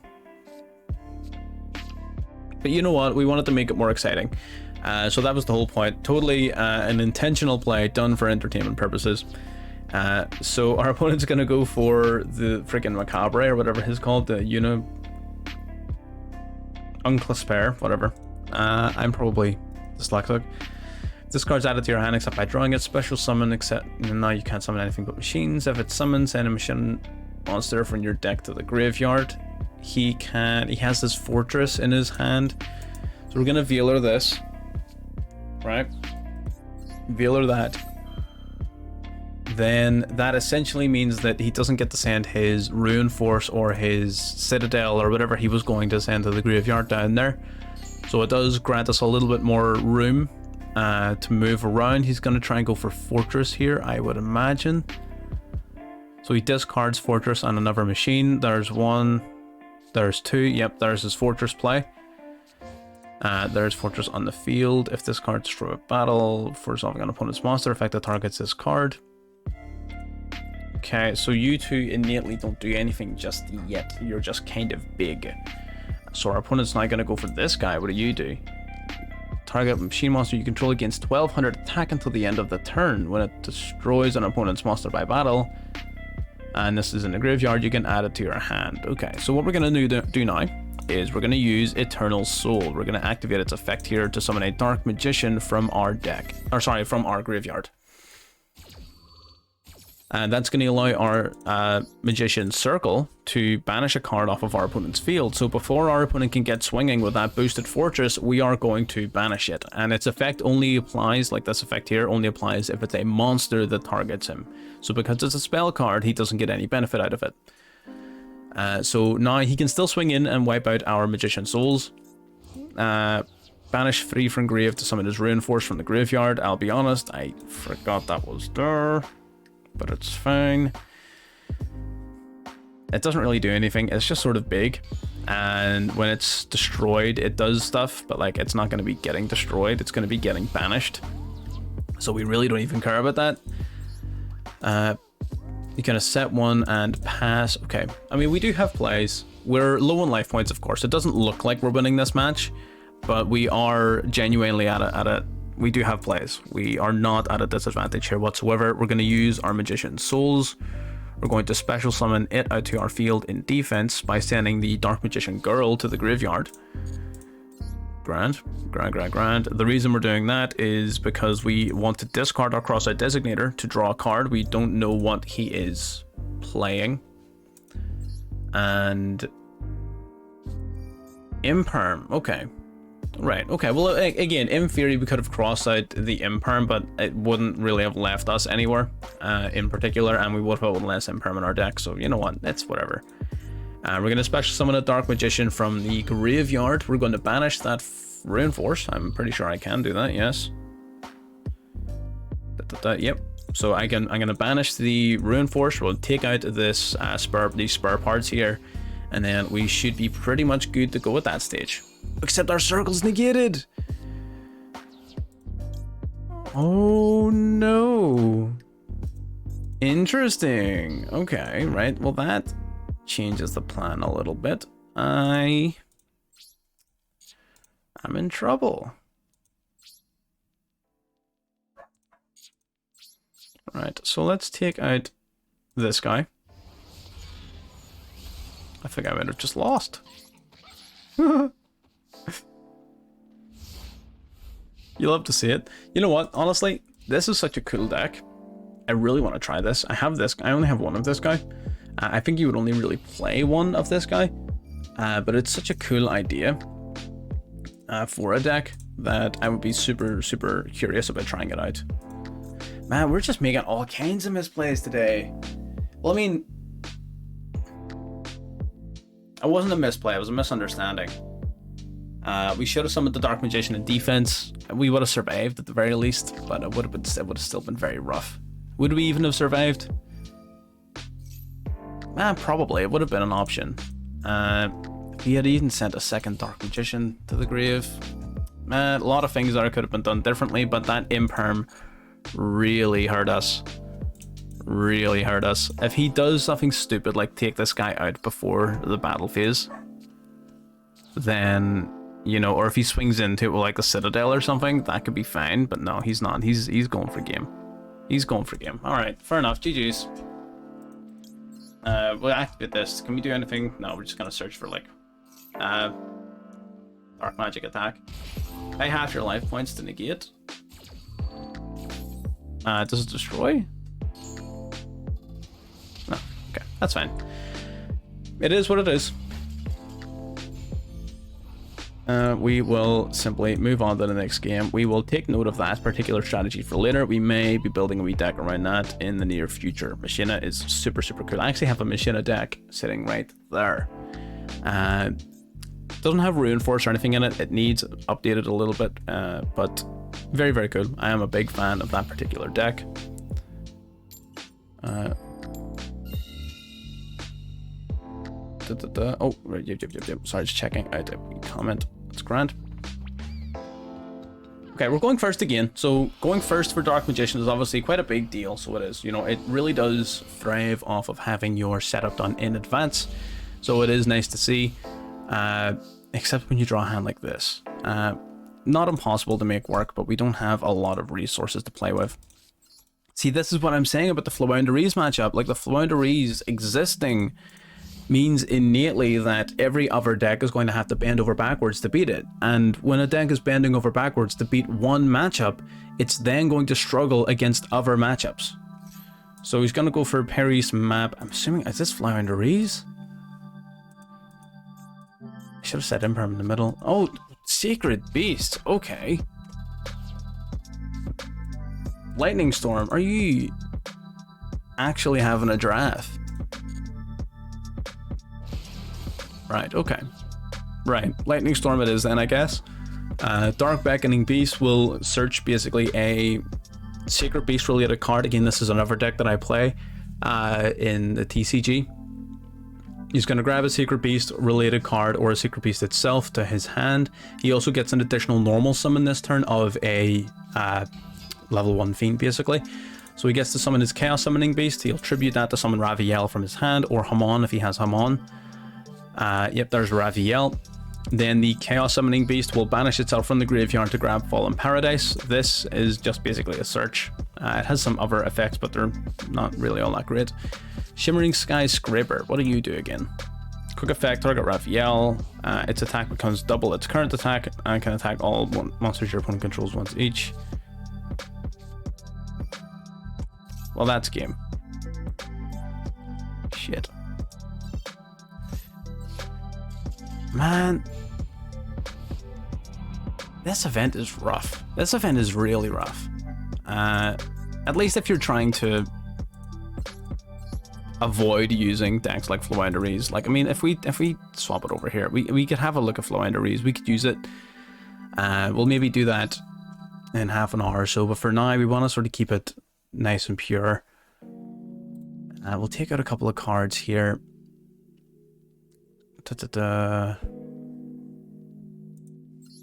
What other hand traps are any good? Is there any Dark Magician related cards that are any good in this particular event? If anyone has any suggestions, let me know, because I am struggling here, Chief. I'll keep it real with you. No, nothing jumping out at me. Okay, then what we'll do is we will simply throw in some Maxi and hope that that makes a difference. Let's go into game number however many that we are deep at this point. I'm not even entirely sure. So first impressions is good. You know what? It's actually a pretty fun event. Evenly Matched is another very, very good one. Evenly Matched is a very good one, so it is, to be honest. Yeah, could be worth considering. I'm trying to think about how that would have fitted into our previous matchups. Skill Drain as well. Yeah, we were using Skill Drain until recently. Skill Drain you can totally do. In this particular deck, it'll probably function quite well. It being limited to one does hurt the consistency of it, but I mean, look at this nonsense. but it doesn't ultimately have any significant impact on its viability, so that should be fine. No, skill drain's a good card, 100%. It does impact your searching, but I mean, again, once you've done all your searching, skill drain's actually going to be really, really beneficial. So I probably will be putting in skill drain. Again, 100%. So again, if you haven't been in from the start of the stream, this is literally just first impressions. We're learning it as we're going and to seeing what works and what doesn't. Again, we haven't played it prior to now, so we're still sort of picking up what's good and what's not in this particular event. I'm not going to pretend to be the best Dark Magician player out there, so we're fighting an uphill battle as it is already.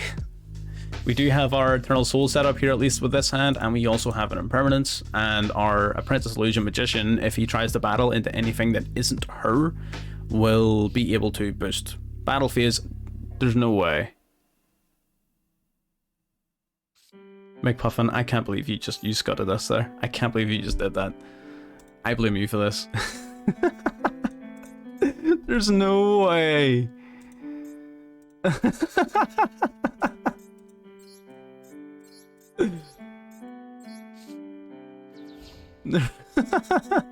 There's no way. Right as you say, evenly matched. Oh my lord. Oh, it is what it is. But yeah, no, I mean, based off of newly presented evidence, evenly matched may be a decent card to use.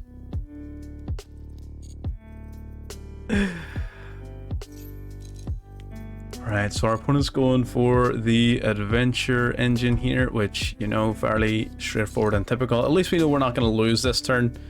That's something if you want to look at it that way. You know, he doesn't have a battle phase left, so we'll just do our best. He's going to use the Griffin Rider. Griffin Rider negates the activation, doesn't it? When a card or effect is activated. Right, so we're going to use Eternal Soul now. Right. I'm going to summon the Dark Magician prior to him having the Griffin Rider in hand. Sorry, on the field, because we don't want him like destroying our Eternal Soul. So that's fine. Unless, I was going to say, if he had like Ghost Bell or something in his hand, I would not have been happy. Let's go, let's go. There's our Dark Magician out here. We are the biggest bad on the field, so we have something we can't really get over a 2800 defense, but you know what? We'll take our chances. I mean, he can technically get the Draco back, equip Draco back, use it to return Eternal Soul back to our hand, but like that doesn't really... Because Eternal Soul will just resummon the Dark Magician from the graveyard, so it's not like the worst thing to happen. It sucks a little bit. Two Toon Kingdoms? Nice. That's what you like to see. Now you're basically almost there now. Man, I can't believe he had evenly matched.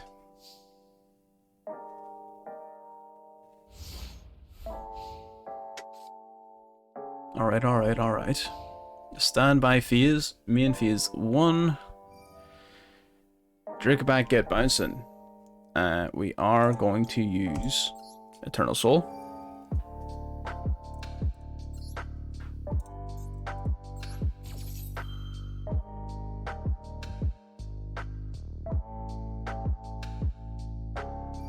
Okay, negate. Yet, that's so many.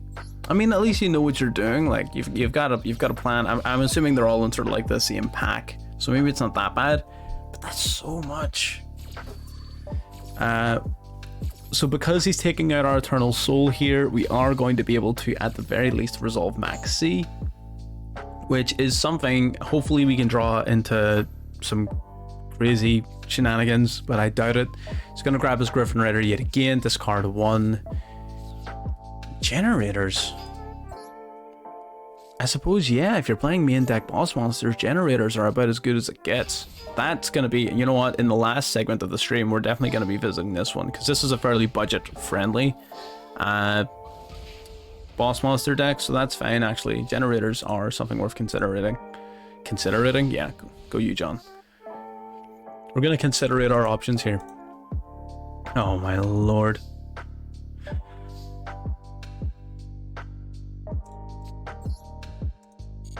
Okay, we're going to use Soul Servant. He's going to negate it. Potentially. He might. If he was stupid, he negates it. Oh, he's not stupid. This man is smart. He knows what's going on.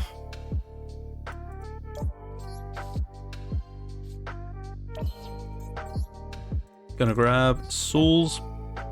Not that it matters because you're gonna negate this. Or not. Or not. I mean, it doesn't matter.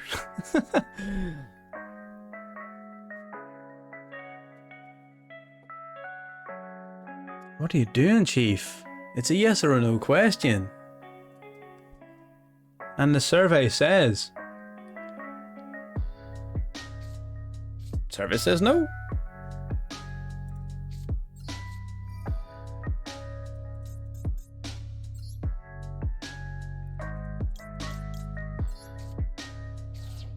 Okay.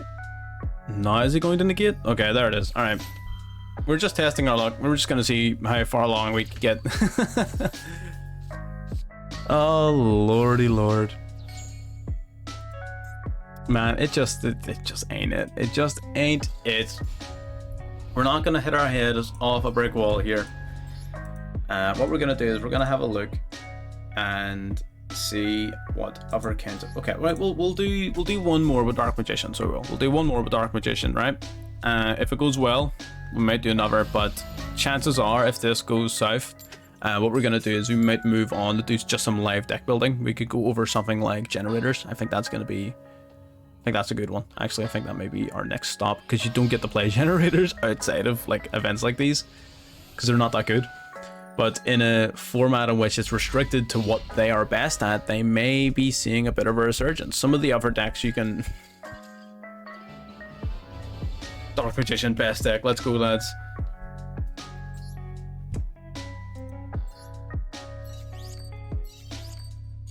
Fuck me. What an absolute travesty. Alright, let's give that another try. I said if we did well, we would go again. You know what? And you can't get much better than an instant win. So, you know, I'm a man of my word. Let's give it a try. This man is just handing out medals here. Let's see, let's see, let's see.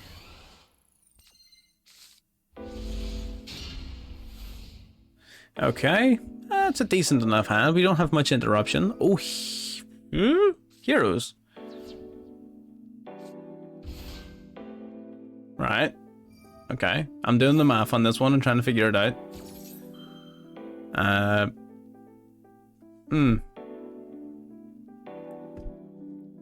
Is it just plasma? Is it dogma? Oh, maybe it's dogma. Yo, that'd be sick. That'd be cool. I would like that. I would appreciate that. Mango's Stratos.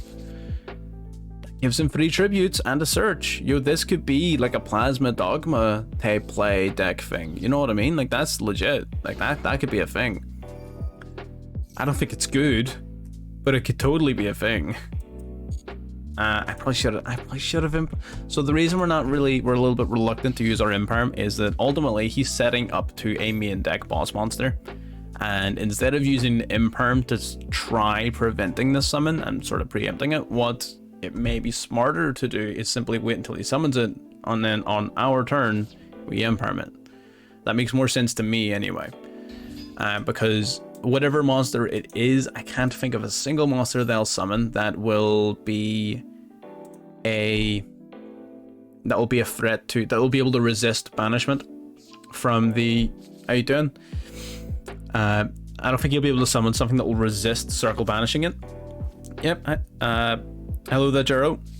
Our opponent here is playing heroes in a non-extra deck festival. I think he's just playing plasma spam, which is cool in the Fury. I really like that. We're just holding on to our imperm, because if that is what's going on, we just negate. Oh, I suppose with D-Force. You D-Force plasma?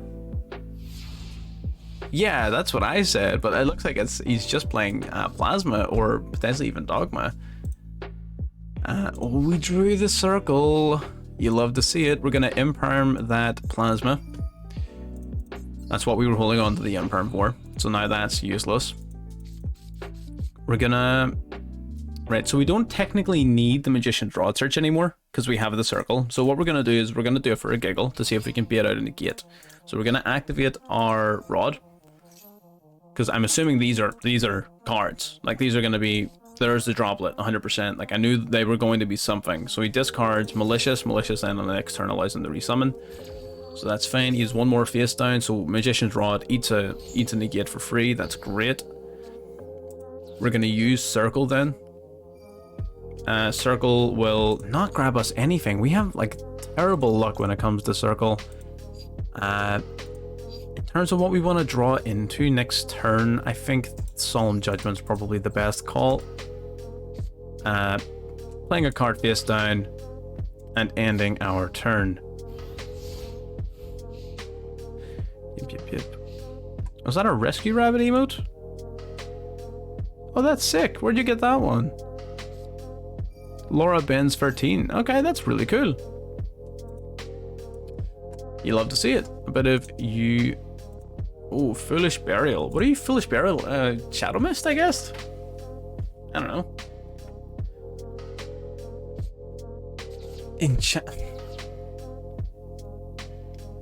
The Adventure Engine in Heroes, really?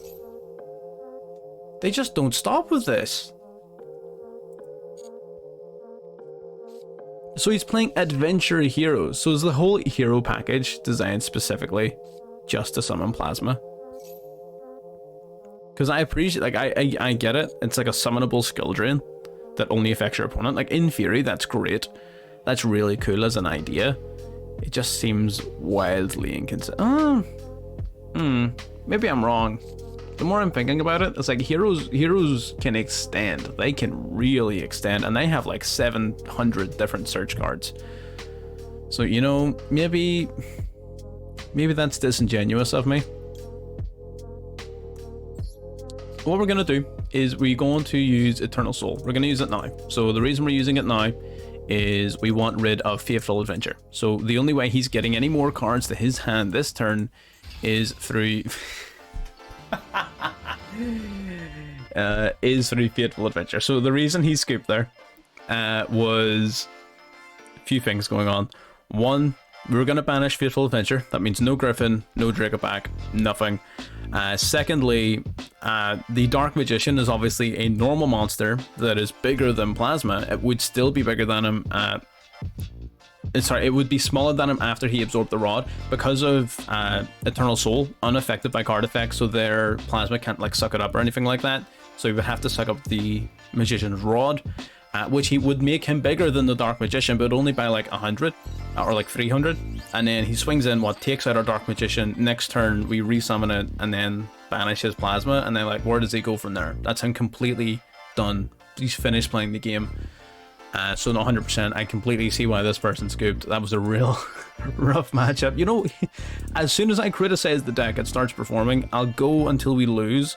And when we lose, I'm going to shift on to some live deck building. We're going to try some Generators. So now I'm dead curious about that deck right at the minute. Might do a bit of Phantasms, like some of the more gimmicky decks. Like that could be a lot of fun. I already have a Phantasm deck built because I have a video of it on my channel. Fantastic. It's a really, really fun deck. Let's see here. What have we got? Not great, but we have some interruption at the very least. So we're going to go Magician's Rod. Magician's Rod on summon will grab us a card from deck. What's it gonna grab us? Right, so the ballsy play is Circle. The ballsy play is in fact Circle.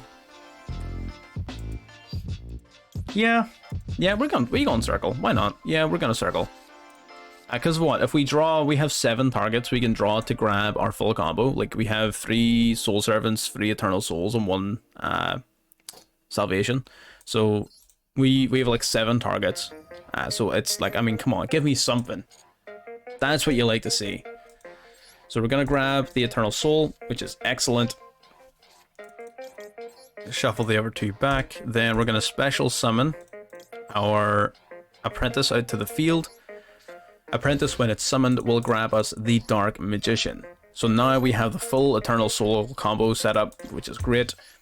Again, normally DPE here would have been nice, but you know, we'll take what we can get. No extra deck allowed. And pass turn. Okay, so we've got Veiler, we got Crossout, we got a free banish. If they tried to swing into anything that isn't the Apprentice Illusion Magician, we boost up by 2k. So we're doing okay. We're sitting pretty. Unless he Lightning Storms, in which case I'm going to need to speak to a therapist. No Lightning Storm, that's a good start. Unexpected Die, playing Gladiator Beasts. Piccolo Masher, no way. I was just talking about this deck.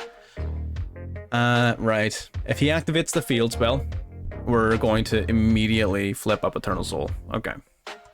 Is he gonna take out Magician's Rod? Oh, you poor soul. Oh, you poor soul. No. Oh, no. Me in phase 2. You got anything? Oh, he's got the Rover. He does have the Rover. No way. Do we Veiler it? Let's Veiler the Rover. Twice today on the Jinx, yeah, 100%. I feel like I see no Maxi in this event. Yeah, the reason you're seeing no Maxi in this event is literally floowandereeze. That's it. It's just floowandereeze that's stopping you from seeing Maxi in this event because it's so. Yeah, that is twice on the Jinx. Because floowandereeze is so popular and so powerful, Maxi does nothing to it, and like a lot of other decks that just don't have the extension power without the extra deck. So Maxi doesn't really do a lot, to be honest. End of our opponent's turn, which is great. We're going to use Eternal Soul. We're going to banish a random one of these back row here. Without an extra deck as well, this particular combo becomes a little bit weaker because you don't have a way to manually put your Dark Magician back into the graveyard, which does hurt a little bit. And we're going to banish this middle card. It was Solemn Judgment. What a hit. What a hit. Alright, moving into our turn here. We're going to draw one. We drew into the Dark Magician Girl. Metaverse. Our opponent's going to grab a... Ooh, gonna grab a field spell. Interesting. Right, so now they have their pacifist up. Right, let me see. Once per turn, if you normal summon... Right, if your opponent activates a card or effect. Right, okay. So what we're gonna do then is we're going to tribute the Dark Magician to summon the Dark Magician Girl. Right? Okay. Our opponent has something. He's got Judgment, he's got Sea Stealth Attack, he's got something.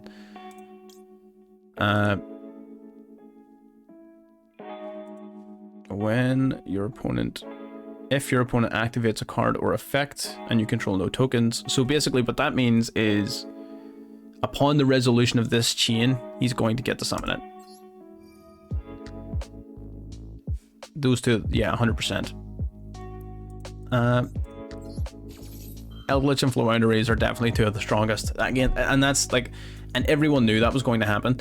And for some reason, the deck that they actually nerfed going into the event is what, the True Draco? I'm like, the True Draco's trash. What do you mean? Like, it was only good in the other restrictive formats because people didn't want to play proper decks of that type. But like, the only restriction here is no extra deck. Like, it's not even the best deck that does that. And we're gonna get rid of this field spell. We don't need it to be here. So the reason we want to get rid of it ASAP, Megalith did not need... Megalith's strong. Megalith is hella strong. Alongside the Drytron cards, Megalith is hella strong. So I can sort of see why they've done that. I don't know if it was necessary. The only thing is, right, I don't think they should have hit Megalith and not hit floowandereeze and not hit Eldlich. I feel like all of those decks needed... Yeah, all by themselves, they're not really that good. You're 100% right, but the Drytron Megalith combo is like ridiculous. So it's so strong, but at the same time, it's not as if it's more broken than Eldlich or more broken than floowandereeze. I feel like all of the decks should have been taken down a peg so that everything else can compete, because right now it's like a free leg horse, you know what I mean? Like it's like a free horse race, sorry. And it doesn't make any sense to me. I just don't follow. But yeah, he's got the sea stealth attack, doesn't actually... Well, Umi is on the field, so that doesn't do anything anymore. So we had to tame all of that very specifically. Because... Oh, they banned both? I haven't actually even looked at the list. I thought they just limited some of the cards. I didn't know they banned both of the big boss monsters. Now that's a bit extreme. That's a bit extreme. 100%. That's like banning Eldlich. Like the Golden Lord. Don't know how I feel about that one. Put them on the streets, absolutely kick them out. What was going on there? Both of them, really? Before and the angel one. Again, I don't play Megalith a lot. I just sort of know a bit about them from the TCG. Man, that's crazy.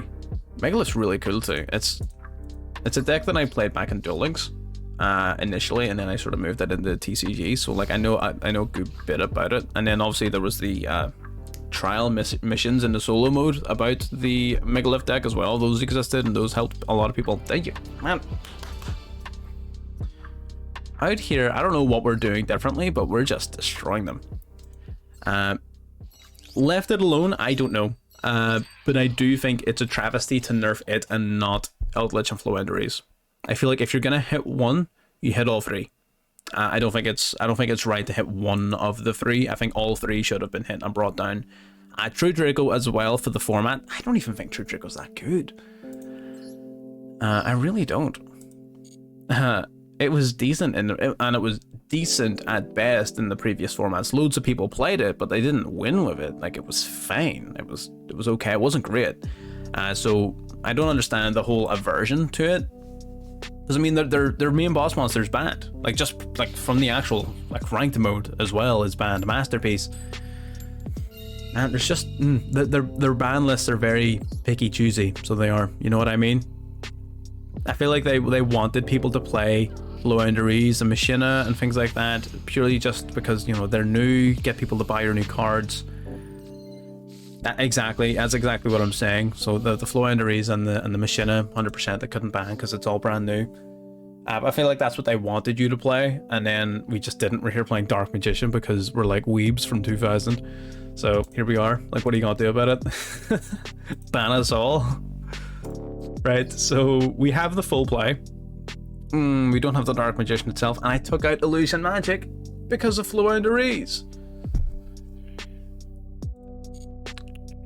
So what we're gonna do is we're gonna thin the deck out as much as we can, and we're just gonna pray that Dark Magical Circle picks up on one of them. That's literally it. That's literally it. That's literally it. No, it's not. No, actually, we can use Magician's Rod. They have a loner deck for it, absolutely, 100%. I did see the loner decks. I would play the loner decks if they give you more than 100 points. I feel like the loner decks giving you like such a massive amount less in terms of your points is like nuts. That doesn't make any sense to me. Like, I get it having less, but like maybe 250. Why 100? Okay, he's going Imperm. Imperm's interesting.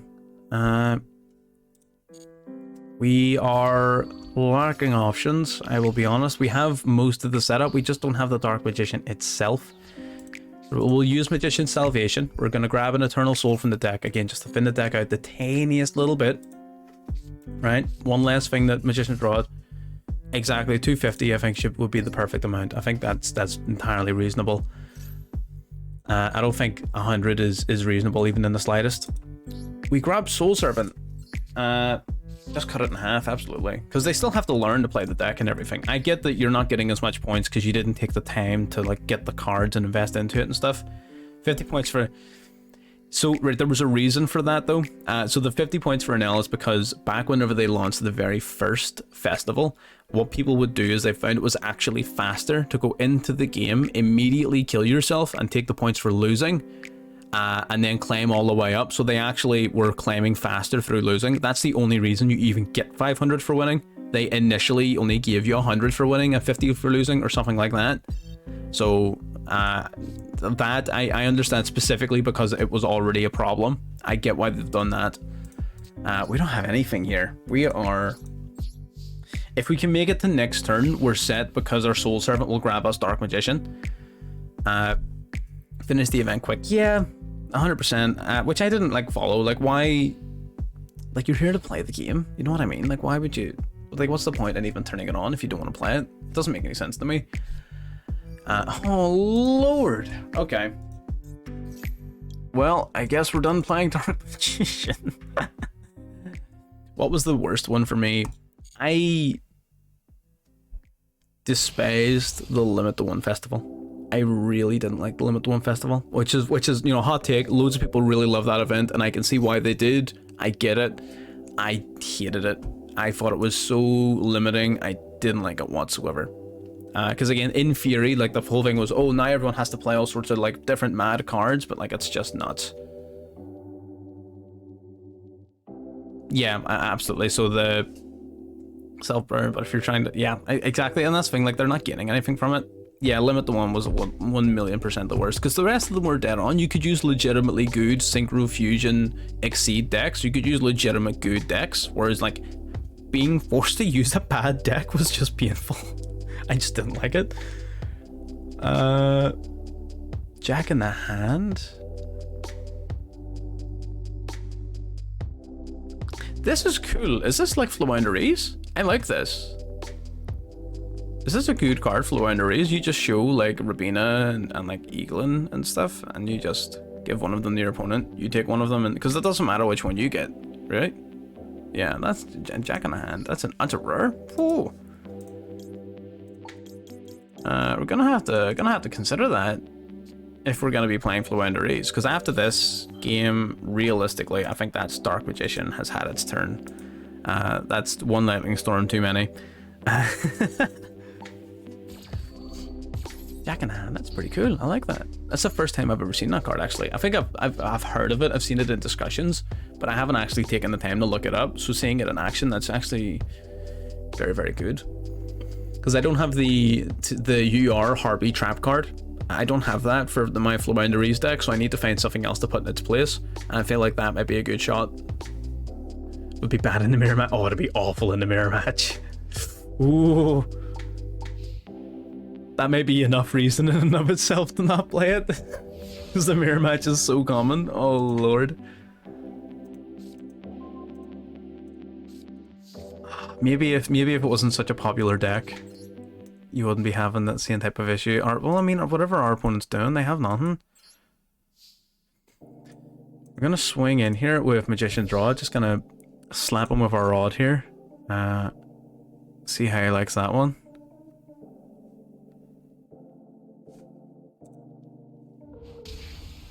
You what, mate? What has he got? Okay, great. I thought he was gonna battle theater me like that last guy. I was like, what the hell? Her Maxi, yeah, Maxi is useless. I'm taking it out. I'm sorry. It's just no good. Oh lord, give me cards, sir. Come on, you know you want to. Special summon something. If you normal summon Rabina, I'm actually quitting. I will file for a refund. Don't you dare.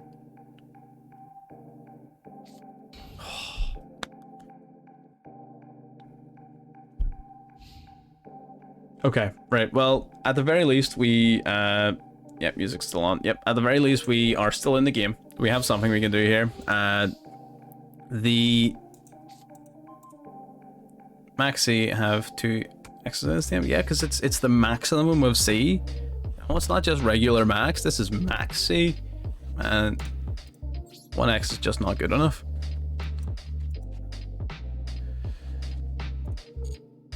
There's probably some significance to it that I'm unaware of, but you know, it is what it is. Pretty interesting card.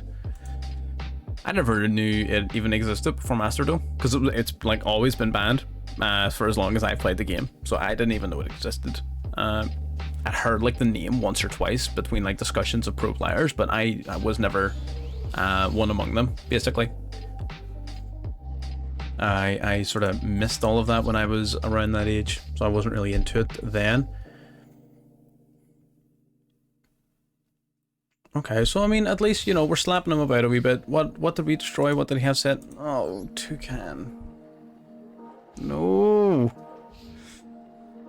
You, what, mate? So if he draws, so basically all he has to do is stall us until he draws like an eagle in or something. If he normal summons, I'm judgmenting right away. I don't care what he summons. With the quick play spell. What quick play spell? Oh, the one that's coming out for floowandereeze. Yeah. I've seen that very briefly here and there.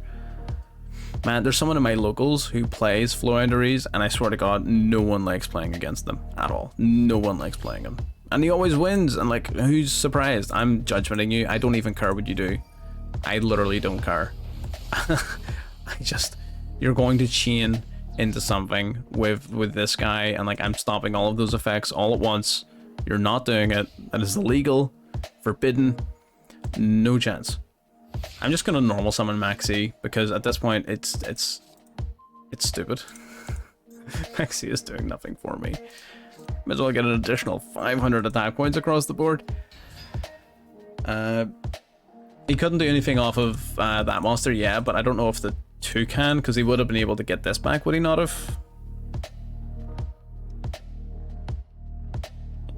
Yeah, but it wouldn't have done anything. Yeah, I suppose you're right. Unless the last card in his hand is a tribute summonable monster, but that doesn't seem super likely. I mean, it could be. It could be like an impen in his hand that he just can't use at the minute.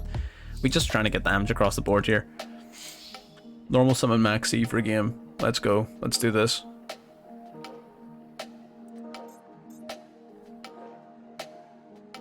I haven't been hit with Mirror Force yet, which I'm shocked by. I feel like Mirror Force would have been like the go-to for a lot of people. Just like, you know, people who were thinking like, oh, well, it'll be just like back in the day, and they were gonna load up their deck from like 2007 with like 3 copies of Mirror Force and 3 copies of Magic Cylinders in it. Like, I haven't been hit with either of those, which does surprise me a little.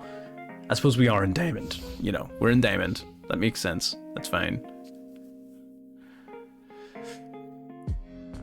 But no, 100%. I might put Mirror Force into my deck just for a bit of a giggle. That's, you know what, I'm replacing Maxi with Mirror Force. 100%. That's what I'm doing. Is Maxi a pack of roaches? Yes, it would appear so. I think C stands for cockroach. Because if you look at like shiny black C, it's like a cockroach soldier thing. I think they all belong to like one miniature, not an archetype, but like, you know what I mean, like a lower pack. Shiny black C would be, I would imagine, related to this, and he's a cockroach. Oh no, my soul servant.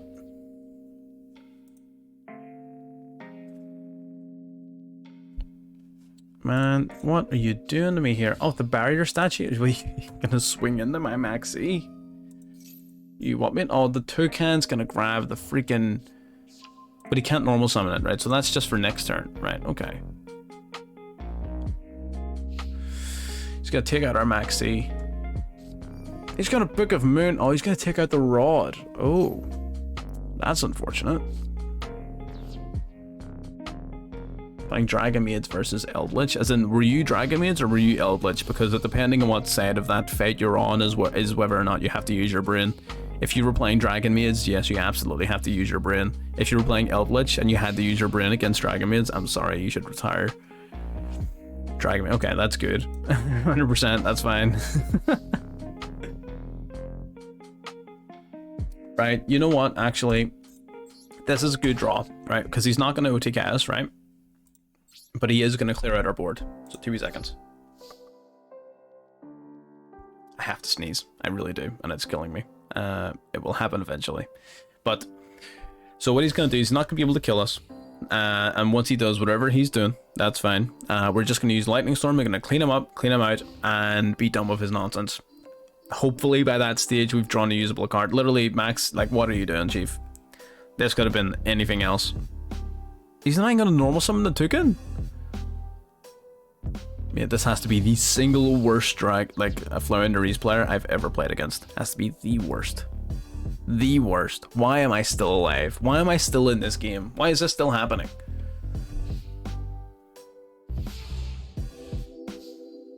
What is going on? Right, effect failure. Oh my god. I'm not gonna lie, lads. We're not doing that great. We're struggling. Veiler. Man. Veiler's gonna do nothing. Realistically, the only one not Veiler, Ash Blossom. The only one Ash Blossom stops is Eaglin. That is banished to activate the effect of Toucan. Does he not have one? Oh, what happened to the... Oh, this is in the graveyard. My bad. I thought this one was in the banish pile. That was my bad. But a duality. Oh, now he's got cards. Now he's got cards. Macrocosmos, interesting. It's like a slow version of Dimension Shifter. I think I prefer Dimension Shifter. Oh yeah, I know he added the map. Yeah, but I just saw Macrocosmos. I was curious about it. You know what I mean? It's just an interesting, yeah. You know what? I'll be honest. It's not looking great. This may well be game. If it is what it is. We're not going to worry about it. We were due to stop playing Dark Magician anyway. I did say we would continue to play it until we got a loss. So you know what? It worked out pretty well. It's fine. Dark Magician was decent. I feel like there is going to be better ways of playing it. Let's just negate you. He had map. How are you going to get out? Well, I'm going to Lightning Storm. And then I need Magician's Rod. So that's what I'm saying, because it's awkward because now I can't use it for the barrier statue, but like at the same time, you know what I mean? It's you have to choose your battles. Rabina, you absolutely never mind. I'm just out. It was a good run indeed. I mean, it is what it is. Dark Magician. I wasn't expecting it to be fantastic. I would play floowandereeze, except I intend to be able to go to sleep at night without thinking of the horrors of my past. So we're maybe gonna not do that. We'll think of something else more interesting to play. More than likely Generators. I'm still hung up on it from that previous game. I think we'll do a bit of Generators. We'll do a bit of Phantasm, and I think that we'll call it a stream because the stream's due to end by 9. So we've got an hour left. I think in that hour we'll do some Generators, do some Phantasm, and we'll be sweet. If he doesn't make a move in the next 15 seconds, I'm just gonna there's Razio. I'm not even gonna give him the win because you know what? He was useless. If he was a good floowandereeze player, I at least would have given him like the degenerate win that he at least somewhat earned. But you know what? He was absolute trash. Oh yeah, I knew you can. They're not good. Generators are not good. Let's get that. Let's understand that right from the get-go. They are not good. What we're doing is we're going to do our best. It's as simple as that. We're going to do some lightning quick deck building, right? And I mean quick deck building. I don't even have all the cards. Like, what are you? You're plant-based. You're garbage. We don't even care about you. So where's the field spell? Field spell is here, right? So we run it, right? And what else do we run? So we run this. Related cards. You probably want one of this guy. Negate cards. Yep, we want one of you. Do we want one of you? He revives from the graveyard, so yeah. What do? You draw a bunch of cards. You're cool. Nope. Okay, you can negate summons. You're pretty cool.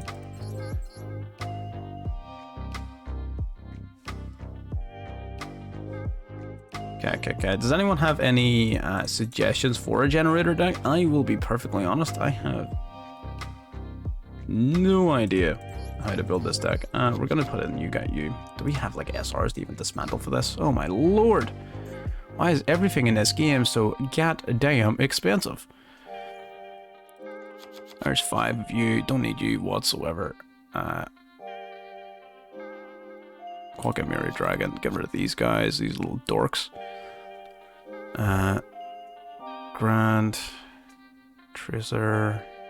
Go rid of you. You. Where's the next ban? Abso-freaking-lutely. While I'm doing this, that's actually a super good question. So ban list wise, what do you guys think? What needs hit? Obviously our metagame has just shifted massively. Our metagame has shifted massively with the release of the adventure engine as well as the floowandereeze that we've been complaining about this entire stream. So what do you guys think should actually reasonably be hit with the upcoming ban list? Like, what do you think should be done? Or I say upcoming as if it's coming, but you know what I mean. Like, what should happen? Give me your thoughts. I want to sort of see where everyone else is sitting here. I think that's pretty much it. Third party we don't really need.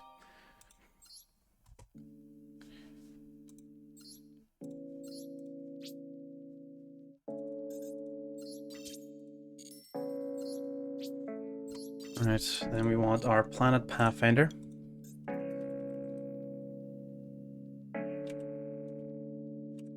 Am I dyslexic? No, that's how you spell planet. Okay, good stuff. You know, we're not totally stupid.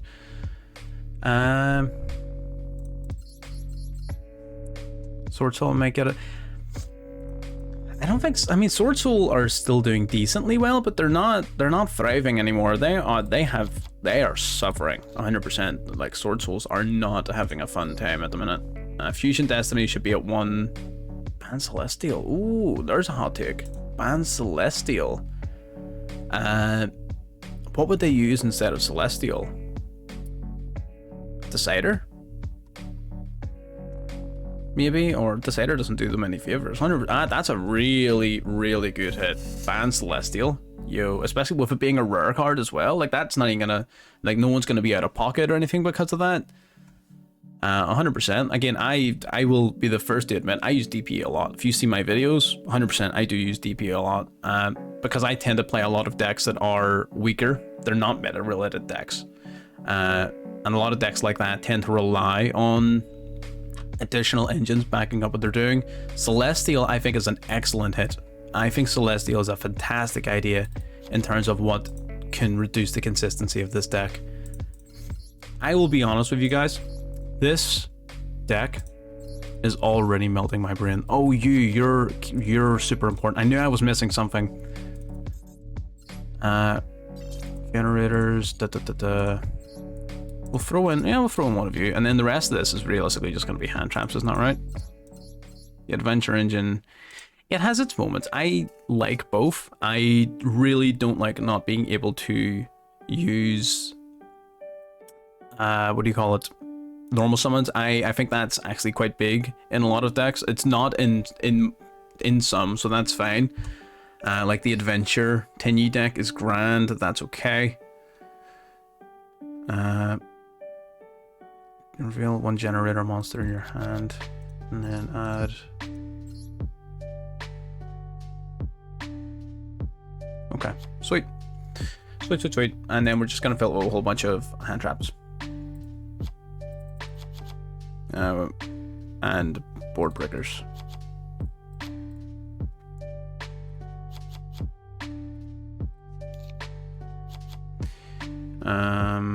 Solemn Judgment to protect us. Imperm for floowandereeze. Okay, we'll try this. This is probably going to be garbage. But we're going to give it a go, right? And whatever happens, happens. We're only going to be playing a few games of this, and then we're going to move the Phantasm. Let's give it a go. This is like literally 10-minute deck building on a deck that I don't even know. So let's see what happens. It hit some hand traps. Yeah, but like what ones? I don't feel like there's any one hand trap in the game that... Dimension Shifter? Potentially. I think that if they were going to hurt floowandereeze, I feel like they would hit Dimension Shifter first, right? Because it's so new. I feel like they would hit Dimension Shifter because it's only good in that deck, and maybe Thunder Dragons to an extent, but it's not good like literally anywhere else.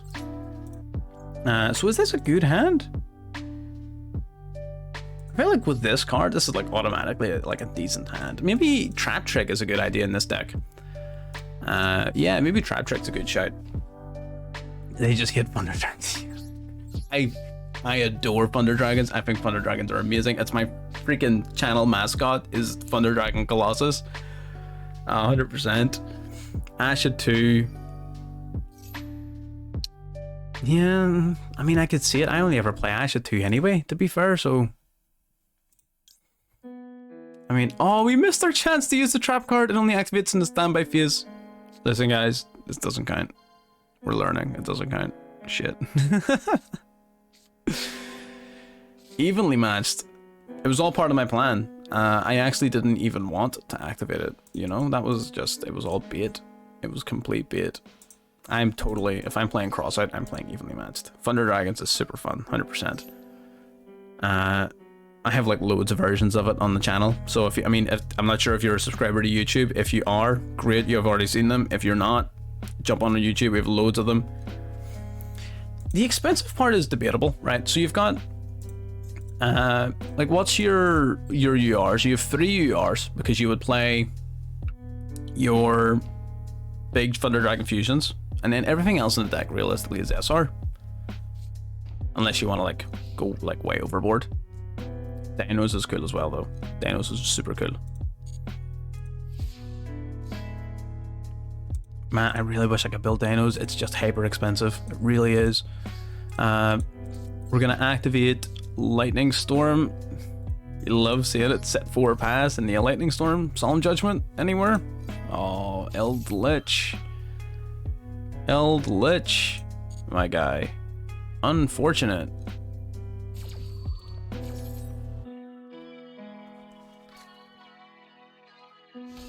Wiping out his entire back row. Oh, they weren't even all eldlich cards. Okay, so we had a couple of eldlichers in there, but like overall, that was a fantastic Raptor. Oh, the Oviraptor? Yeah, the Oviraptor being a UR is huge, to be honest, in terms of the budget friendliness of the deck, because it's such a key card. Like, you have to have as many copies of it as you can. It's just so freaking broken. Like, it's just such a good card. You can't afford to not play it. We're gonna use the trap card on time this time. We're gonna use it correctly this time. Now this card can be ashed because your opponent draws a card. Just notice that. Doesn't matter. We've got Crossout. Fossil Dig, man. Fossil, you know, Dinos need a resurgence, 100%. Is the Animadorned Archosaur, is he a UR or is he like a rare SR? What's going on there? The Animadorned. Terraforming is also good. Yeah, Terraforming is one of the first staples I picked up, to be fair. He's gonna grab the Conquistador. Crossout will stop the Ash Blossom. Then our trap card will resolve. We activate our boss stage from the deck. Now during the standby phase, because he's added a card from his main deck to his hand. That's why the trap card makes them draw. That makes so much sense. I get you, Chief. When Generator monster from your deck, if you special Generator, summon as many tokens as you can. So which of the monsters do we actually want to summon? Different name. So you summon, right? Okay, so we summon this guy, right? And then he summons another one from the deck. Yeah.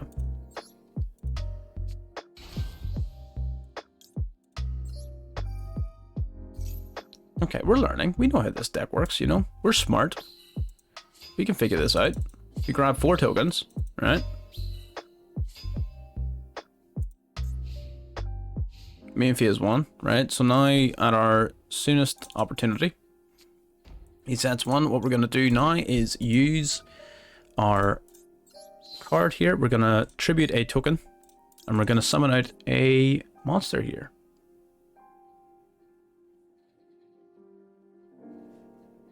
Okay, so that nukes a bunch of monsters basically, so that's fine.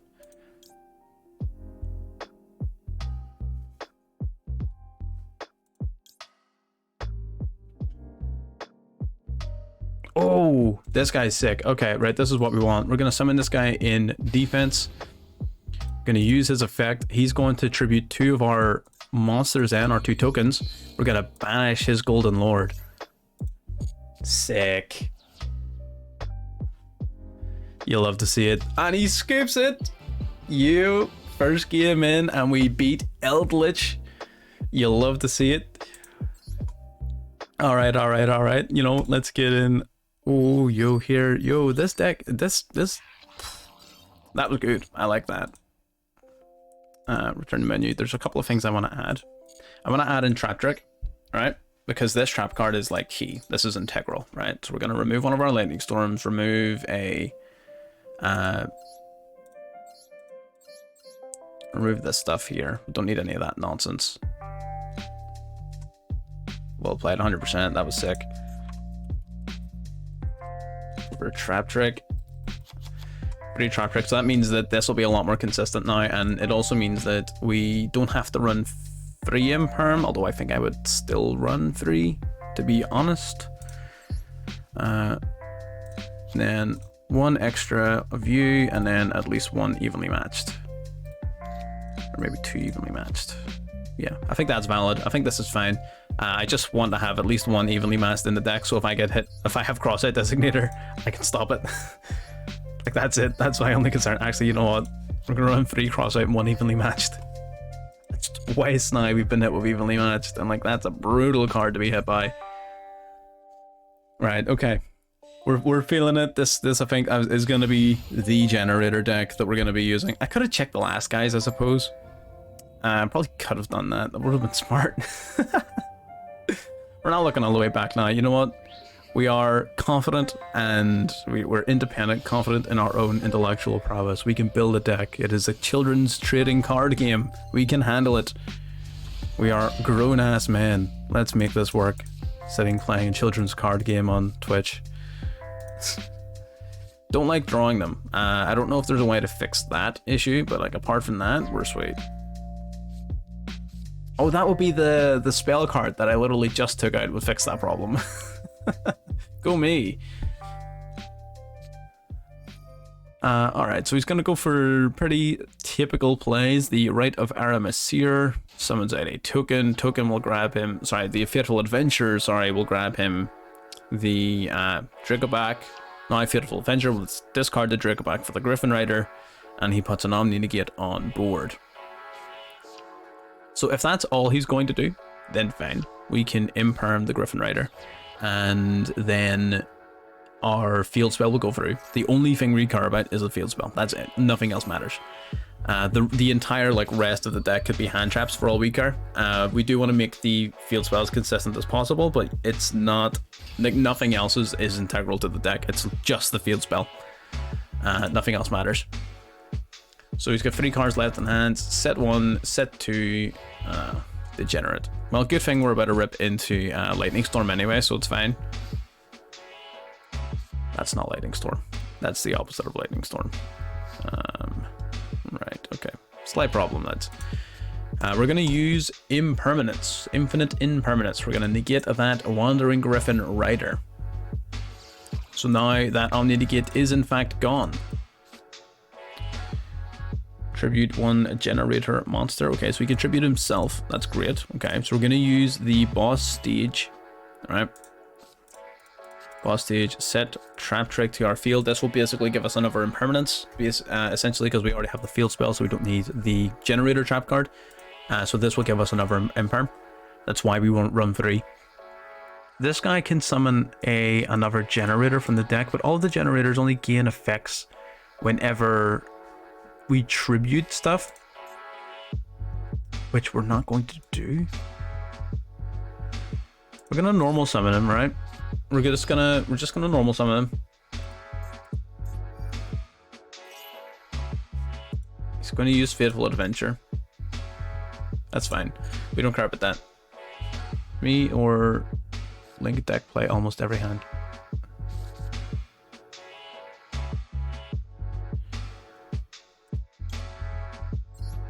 Oh wait, normal summoning him gives me Generator boss stages effect? No way, Chief. I didn't know that. That's amazing. We summon our boss of storms then. Me, you what? I didn't. Oh, but I don't get the tokens. Right. Okay. Right. During your opponent's turn. Gotcha. Gotcha. Okay, that's fine. So we're just going to end our turn, right? During our opponent's turn, link deck play. I don't know what you mean by link deck play. Are you talking about Adignisters or Code Talkers or what is it you're referring to?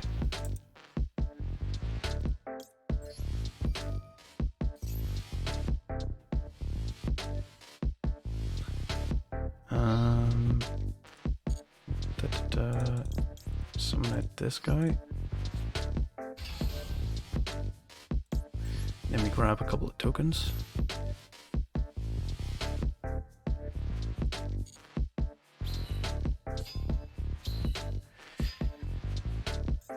Cool.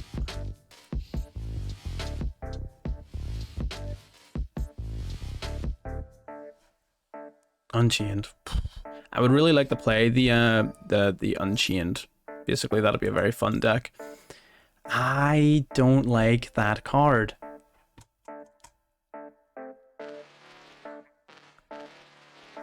Do we just let it go? Do we have anything else we can do? I think we let that go, right? I think we do. I think we let that go, right? We wanted to commit to his normal summon here. And then we're going to use this guy's effect. Oh, he's going to get bouncing. No, we're not doing that. Tribute.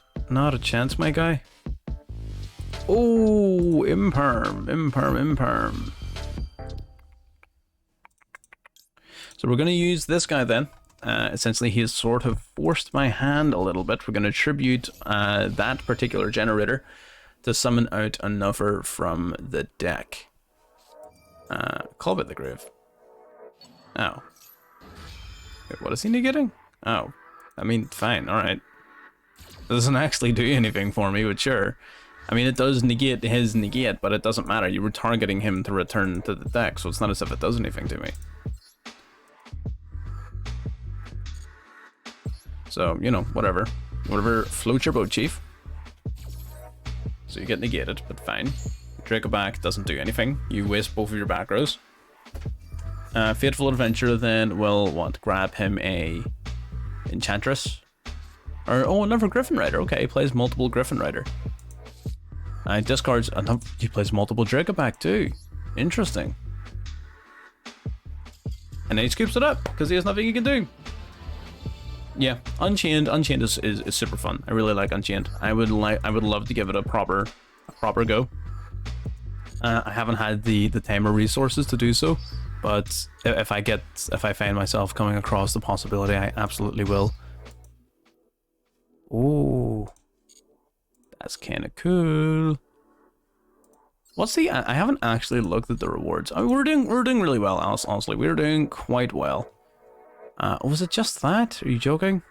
Whatever. It's fine. We get gems and everything. Okay, we'll do one more game with the Generators, and then we'll maybe do some Phantasm, and I'll pretty much wrap this up then. The Generators are cool. I like this. Again, this is literally just thrown together, scrapped together. I dare say if you really sat and looked at this and worked on this, Generators are going to be a real contender. 100%. I can say that. Certainly, even just after these couple of games here, I feel like I, again, haven't sat down to build it properly, but it's going to be, this deck's going to be sick. 100%. Let's go for Pathfinder. I think 3 cross-out is going to be necessary. We're going to use Planet Pathfinder to grab... I'm going to make another account. Good one to play. Good fun deck to play. There's quite a lot. Like, honestly, it depends on sort of what you're into. If you want cheap, budget-friendly decks to start off with on a new account to help you sort of, you know, make up your grind, make up your resources, you could look towards the Phantasm Spiral deck, which is really good. I will be playing that in a moment. You could look towards... There's a few. It really does depend on what you want to be doing. In terms of like an end goal deck, that would be entirely up to yourself. That's not a question I can answer. But there are quite a few decks you can build that are like virtually free, completely, just entirely ends and R's and stuff. Unchained, again, another option. Just on the topic of Unchained, it is a pretty good deck.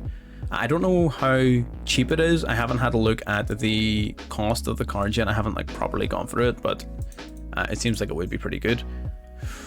Ooh, that's not good. Twin Twisters, yeah, we're just gonna judgment that thing's ass. I'm more control, but I can play combo. Yeah, I mean, Unchained doesn't combo. Unchained is definitely control based. The Phantasm deck is definitely control based, 100%. They would definitely be super control based. Judgment stops the Twin Twisters. We really need this field spell. We can't afford to let him Twin Twister us. It's expensive, 4k life, but you know what he can't do. Let's go for a special summon from the deck. We have this guy in hand already. We're gonna special summon him from the deck, right? Then I'm gonna change his control, going second build. Right. Okay.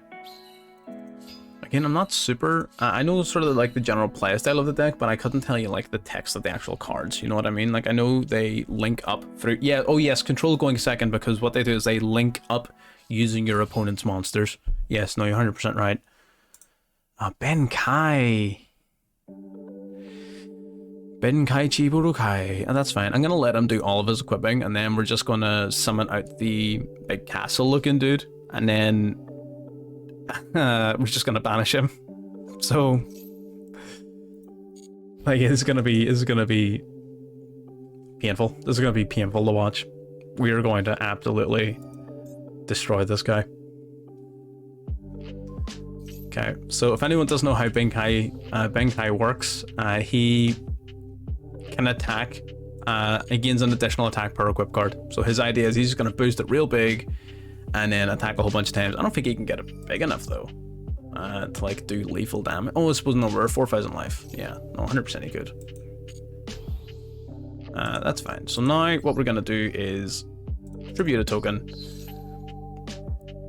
and by tributing a token, we're gonna summon this guy from the deck. And then this guy will tribute a token, 2 tokens, sorry. Do banish Benkai. And gone.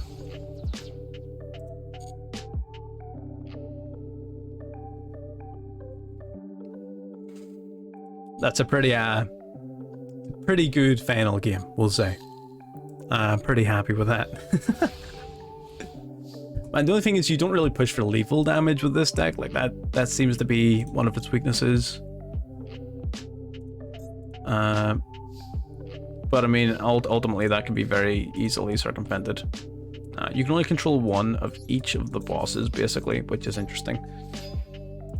We'll set you, and then we'll just get swinging. Doom King Zombies is fun. I love Doom King Zombies. I just put up a video about it. No eldlich or nothing in it, like, but... and that's the thing, like, I mean, you can say, like, oh, I'll just use this to beat a deck. I'm like, oh, that applies to anything, you know what I mean? Like, there's always a card to just beat your deck. That's gonna happen. There's no being immune to everything, but that's where cards like Crossout Designator and stuff come in. Eldlich I'm never gonna play. No, 100%, don't play Eldlich.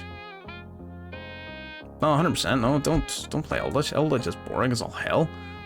But the actual Doom King Zombies I think is quite fun. I wouldn't go near Eldlich. I'm gonna go for Har here. Yeah, I mean, Eldlich is just, you know what, see, the thing is about the reason I don't like that deck is because the reason it's good isn't because of its own cards. Like that's what bugs me. Like it's good because it isn't negatively impacted by major floodgates. Like that's it. That's the only reason it's any good. if it was impacted by the floodgates that it employs, then it wouldn't even be in the meta. Our opponent just has nothing. Is full on going second, balls on the table, Benkai, OTK, and when it doesn't work, he just folds. He doesn't know what to do.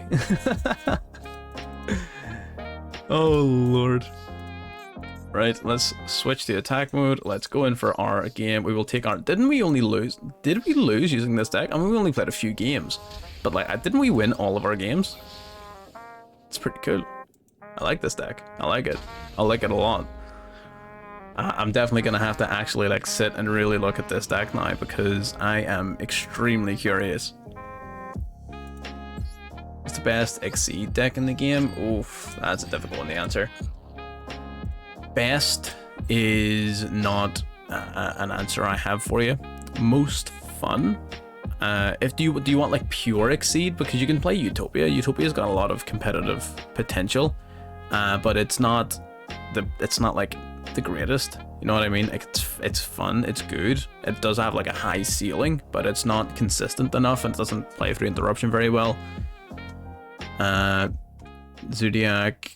Zodiac, I don't even think is a good Exceed deck, to be honest. I think without its barrage, without some of its key cards, it's mediocre, in my opinion. I just don't think it's that great. Right, copy from my deck. Zodiac Tri-Brigade is good, but like Zodiac by itself is mediocre nowadays without all of its additional support being banned. So I wouldn't worry about that one in particular. Well, PK, Adventures tier 3, Prank Kids. I was wondering what PK was for a second. Yeah, Prank Kids Adventures tier 3. A few of the other adventure decks aren't, but I feel like they really gunned it for that tier 3 status by like right when it came out. I don't trust the tier list as it is right now too much.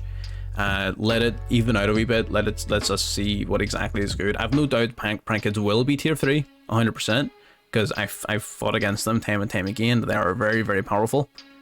But I can't find my deck. Where is it? They are very, very strong. But let's let the tier list simmer. Let it sit, and then eventually we'll sort of come back. You know what? I'm not even gonna look for my Phantasm deck. It looks like I might have scrapped it. So we're gonna stick to Generators for a little while. We'll just keep it here because I'm having a lot of fun with this deck. This is really interesting. I didn't think this actually would be any good, but this has a lot of potential to it. Okay, yep, we're going first again. Excellent, excellent. Have we lost a game with this deck so far? I don't think we have. We're only on for another 20 minutes or so anyway, so that's fine. We'll just play this until we're finished up. Yeah, 100%, you made it in. Just towards the end here now, again, full VOD will be available for everybody. What we're playing right now is a Generator deck. We threw it together in like 10 minutes, so it's not like super well thought out, but it's been performing pretty well. What we're going to do is we're going to go Planet Pathfinder. We want to beat out an Ash to see what exactly he has going on. If we're having fun, you know, we might extend it on a wee bit past the finish time, but we'll see what happens. So we'll get the field spell. We were just testing to see if he had Ash, really, because we already had the field spell, obviously. And that's basically all this deck needs. Drawing into your Generators is actually an issue, really. It really isn't great. What you want to be doing is opening as much hand traps as you possibly can. We're going to grab this guy from the deck, the Shadow of the Generators. That'll trigger our Generator field spell to give us a bunch of tokens. So we're going to summon out 4 tokens in our field. The reason we're summoning Lopter is he will tribute one of the tokens to choose any of the other Generators from the deck and summon them as well. Now, the thing is, he does not choose from the hand. So this means this guy, which is realistically one of the better ones, is no longer available to us. So we may need to restructure the deck a little bit, or potentially look into ways in which we can recycle in the drawn Generator bosses. Oh, our music has stopped. When did that stop? That's fine, that's back on. Okay. Goal 11,000 points then.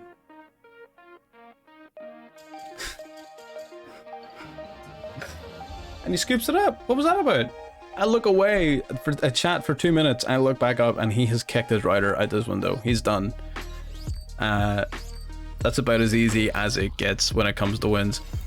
I'll take free medals any day of the week. And again, to be fair, once you get the field spell up, it's a rough deck to play against. Like, this is tough. I'm gonna have a quick glance about the flow and the adventure engine. We've been talking about floowandereeze basically throughout the whole stream, and the overall consensus, at least as far as I'm concerned, I don't like it, purely because I'm not a fan of any deck that plays massive floodgates, or at least it doesn't have to earn them. You know what I mean? Like, there's very, very little counterplay to floowandereeze at the moment.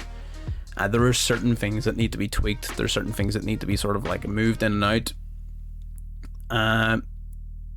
In terms of the adventure engine, I don't have any particular issues of it right now. It's not overwhelming, it's good, but it's bringing a lot of competitive viability to decks that otherwise wouldn't be competitive. So because of that, I can forgive the adventure engine. That's fine. We're going to see how that continues to develop going forward. But right now, at the moment, I think adventure is fine. I think floowandereeze, I don't even know if you can hurt it through a ban list. I think it's just the innate way through which the deck functions that I'm just not a fan of, and that's just going to be personal preference. I just don't like it, I'll be honest. Yeah, so this is the card we're looking for, and we're looking for Generaiders, spells, or traps. We're just going to keep these two. We're going to take out one crossout, one droplet, and Hella. We'll take out Hella. Yeah, that's fine. Well, that'll do this.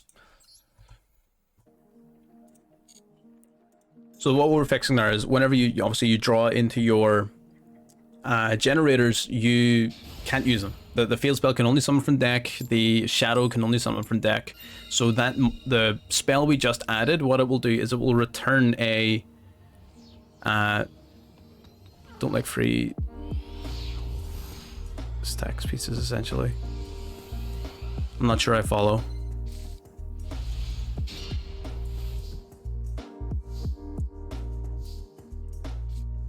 I'm not sure what you're referring to as stacks pieces. Again, that could just be me being stupid, which I wouldn't doubt.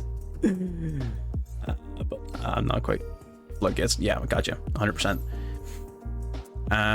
Yeah, it is basically, it's just free floodgates. Like, I'm a fan of any deck that has counterplay. When a deck doesn't have counterplay, it begins to get frustrating. When the counterplay is limited to a fashion that makes a lot of rogue decks pointless or unable to compete, that's when it gets really annoying.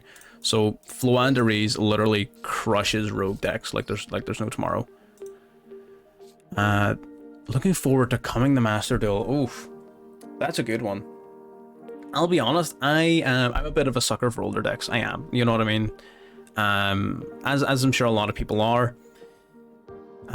Stacks cards from Magic. See, I never played Magic the Gathering, so that'd be why.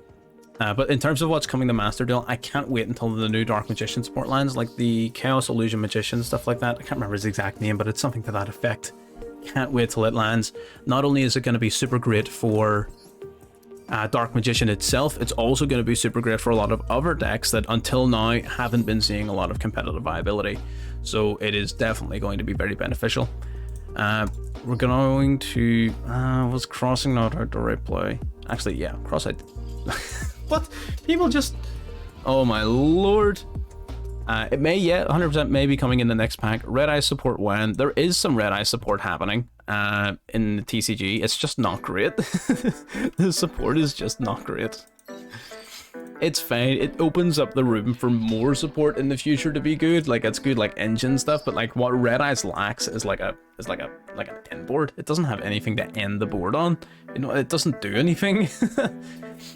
But again, what it does is the new support has opened up a room where if they get that end board, they now have better availability to get into it. Dragoon is obviously a possibility, but Dragoon's currently banned in Master Duel, which I hope they fix. I think having DPE or Predaplant Vertanaconda legal and making Dragoon illegal is stupid. I don't understand that logic whatsoever. I feel like if the issue with Dragoon was that it was easily accessible via Predaplant Verte Anaconda, and now you've got a monster that is comparable in its outright power, if not surpasses it in its outright power due to the nature of the engine. I feel like unbanning Dragoon and then banning Predaplant Verte Anaconda is what needs to happen. It just seems silly that we have one thing banned for one reason and another thing that's allowed, even though it has the exact same problem. That doesn't make sense to me. Like, you're gonna have to pick a side. You can't have it both ways.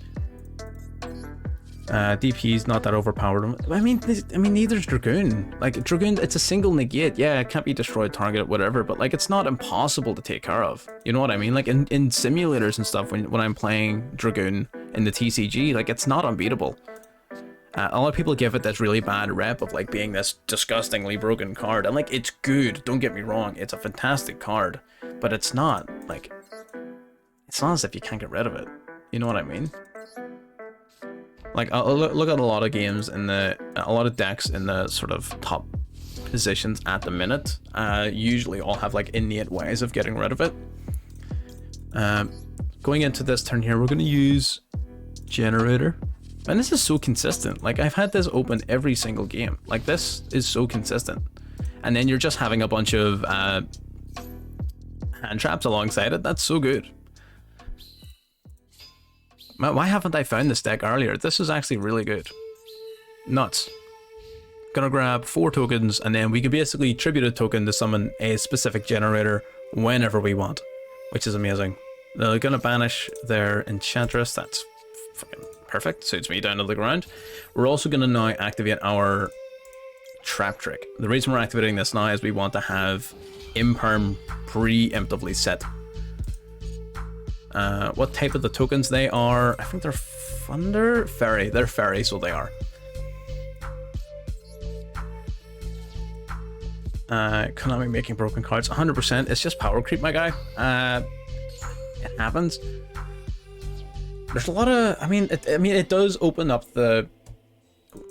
It has a negative impact in that it creates a centralized sort of metagame where there are certain key cards that will recur time and time again. Like, that is going to happen with the existence of these broken cards. But by that same token, having them existing in a vacuum where they can be abused by multiple decks then brings competitive viability to decks that wouldn't otherwise have had it. There's a lot of decks that are only good because they have DPE now to finish their board, that are only good for those types of reasons.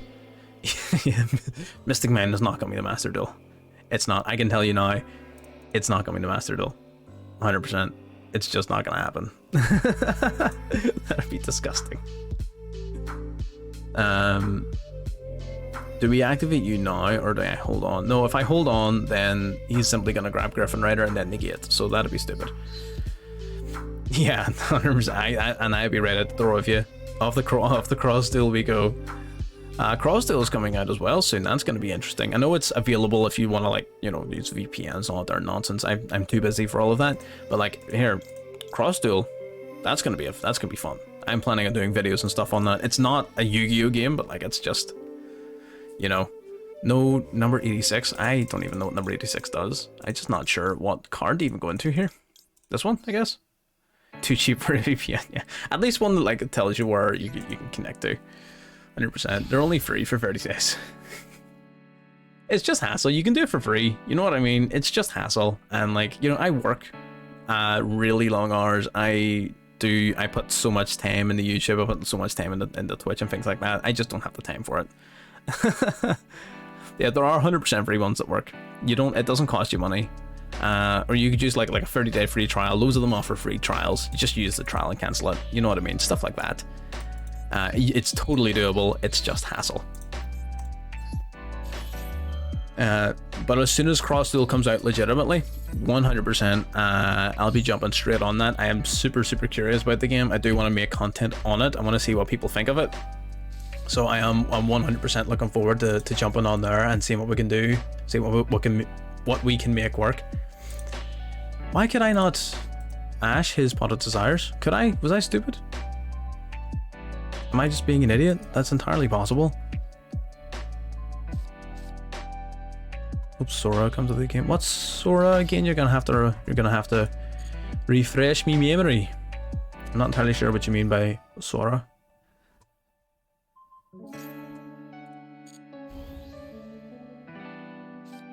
Oh, I've never been Kai spam. You want me it? You want me it? I mean, I don't really care. Like, you're just gonna like boost up to like 3,500 attack and like grit. You're gonna swing. I'm gonna have your attack points. You're gonna die. Bring it on, baby! For Mark V. Oh, the character? I thought you were talking about a card. Yeah. And there's the scoop. Man, this deck is sick. It's a number of materials, 2 or more. Oh, you mean freaking Rongo Bongo? Yeah, big old Rongo. No, we wouldn't play Rongo. Rongo's the single most degenerate card in the game. Like, you know what I mean? I don't feel like nobody can come to me and complain about Dragoon so long as number 86 was legal.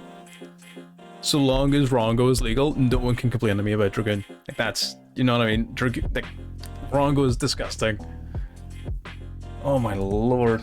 I despise that card so much. You don't really see it nowadays. I don't even, is it still legal? I don't even know. But you don't see it really nowadays, which is fine. I don't miss it. I'm glad I don't see it. I want to keep it that way. Got a glossy one, broke it down as fast as I got it. 100%.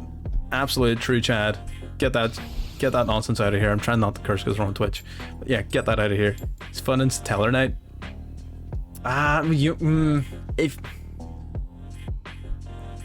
He should still be banned purely because of his synergy with Phantom Knights. That's it. I just can't stand him in Phantom Knights. Satellar Knight's a bad deck, so I can appreciate it. I can appreciate it if it were to make Satellar Knights work. I get it. But like, because of its power outside of Satellar Knights, I just can't abide it. Just no bueno. Just can't do it. The more I look at this card, the more actually fantastic it seems. Being able to just recycle in and like grab the field spell and the trap card is sick.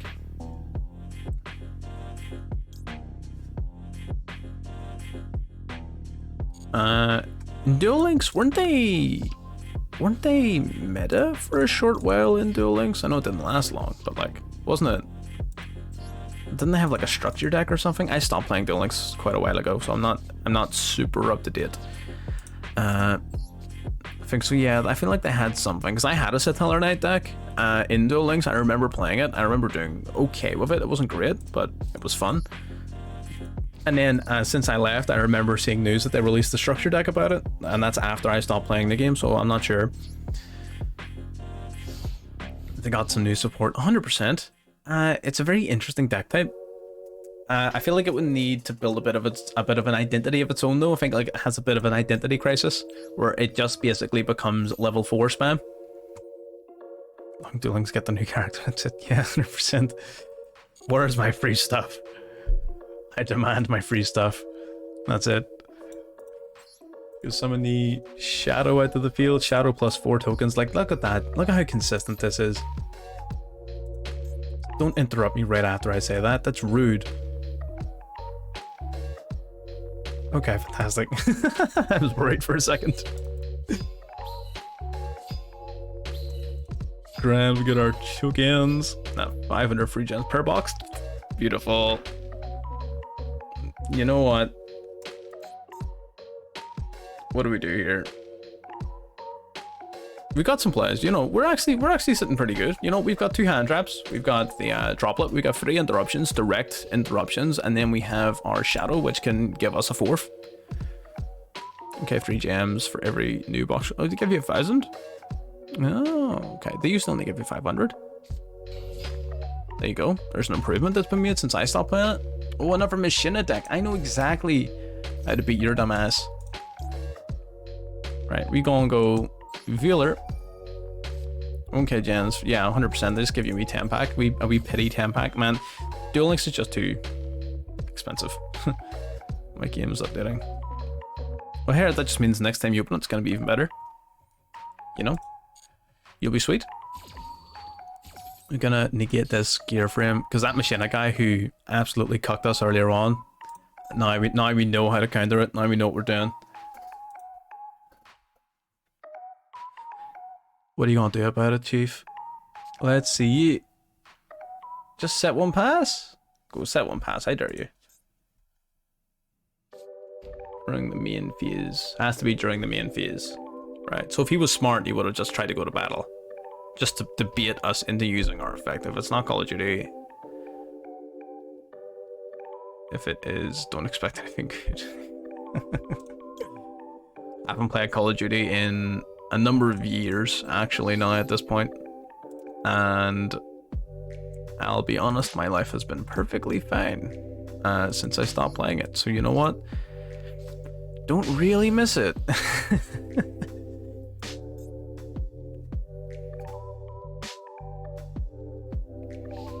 Yeah, no, 100% Chief. It's too expensive for me. Like I don't have the money to spend on that. I don't have the time to spend on that. You mad?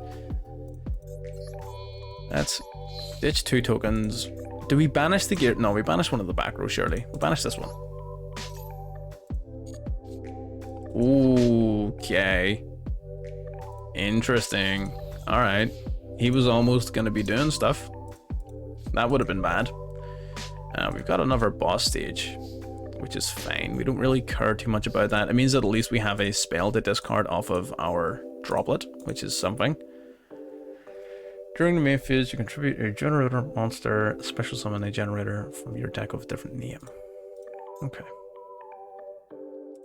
What we'll do is we'll switch this guy to attack mode, right? We'll get in the attack position, so expensive for no reason. Activision and EA are working with each other of their games. Aren't they... Are they not part of the same conglomerate? Are they not? I may be stupid. I'm gonna have to double check that once we've got wrapped up here. No. Oh, I'm thinking of Blizzard. Why did I get Blizzard and EA confused? Never mind. I see. That's just how out of touch I am with the whole scene. I'll be honest. I sit here and sort of do my own thing so often. I'm completely out of touch of things like that, and they are absolutely greedy. And like all of the other stuff they've got going on, like all these sexual harassment claims, brutal stuff. You know, it's not what you want to be seeing, but you know what I mean. What are you gonna do? So we're gonna get some damage across the board here, right? We are going to use this guy. We're gonna tribute both. We're gonna banish one of his cards. The reason we're doing that is so that moving in the next turn, we have a full repertoire of tokens. So we'll get whole field flooded with tokens instead of just having a couple. We will get to summon the shadow, just as we did last time, so the shadow will resummon itself, although I don't know if that's even worth it. We may honestly want to keep the shadow in deck, just as a card that can be summoned. No, we'll grab the shadow, Trying to get a link only event. Could do. It'd be interesting, I think. I don't know if it'd be super fun, but it would certainly be interesting. That's bad. Sky Striker will 100% dominate that. You're absolutely correct, and it won't even be close. Adignisters will play. Adignisters will do well. I can't limit Sky Triggers anymore because I still limit 100%. Get freaking Shizuku to 1, Hayate to 1. Like that's the only thing they can do. And that's brutal. Like they're just destroying the whole deck at this point. My whole nose is just so sore. They would just have to destroy the deck to make it work 100%, and it would not be worth it. Code Talkers would be good as well, 100%. I have my wee brother plays Code Talkers, so yeah, absolutely. Code Talkers would hit pretty hard. So I can completely see where that's coming from. Ear Raider. What are we doing with Ear Raider? He has to have another monster on board to make Generaiders useful. No, he doesn't. He can target himself. I'm an absolute clown. Target a monster machine you control, machine a monster, a different name, equal or lower level from your graveyard. Isn't that right? Yes, sir. What have you got in your grave? Scarlet normal or special summoned. Oh, yikes. We don't really like seeing that.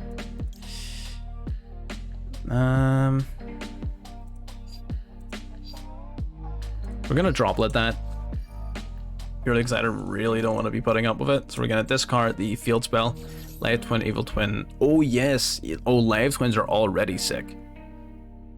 Honestly, Live Twins are already amazing. So absolutely Live Twins. Oh, the droplet. Oh, the imperm column. No way. We're clowns.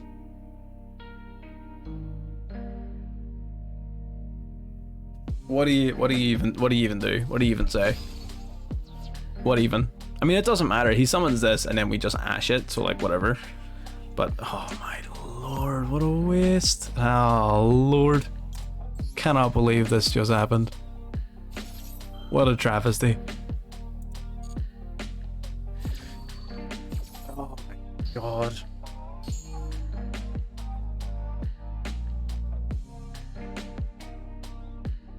It just hit 9 o'clock there, so the stream will be ended very, very soon, but you know what?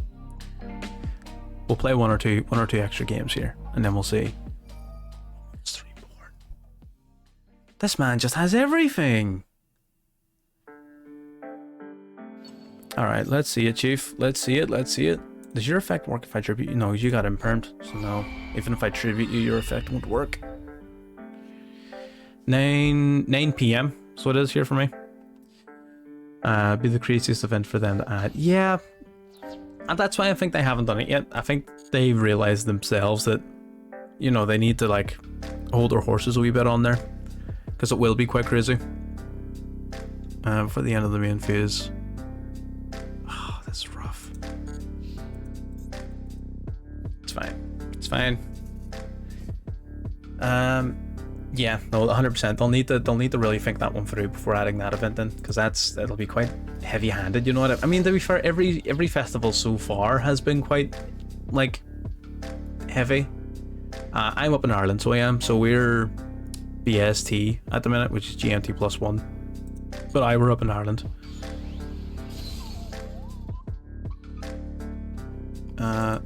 1 p.m. there, so I'm assuming you're on the west coast of the States. Would I be correct in saying so?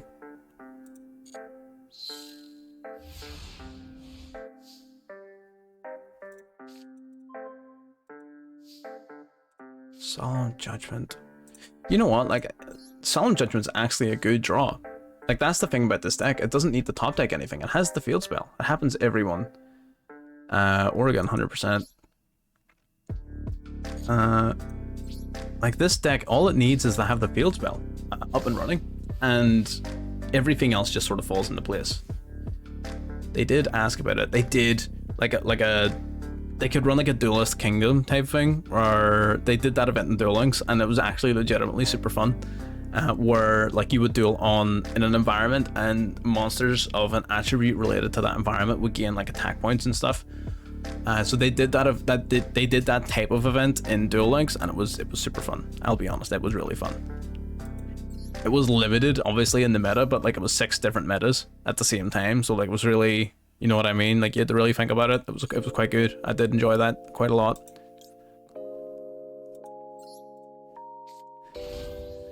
Summon out our boy, and then we grab our tokens.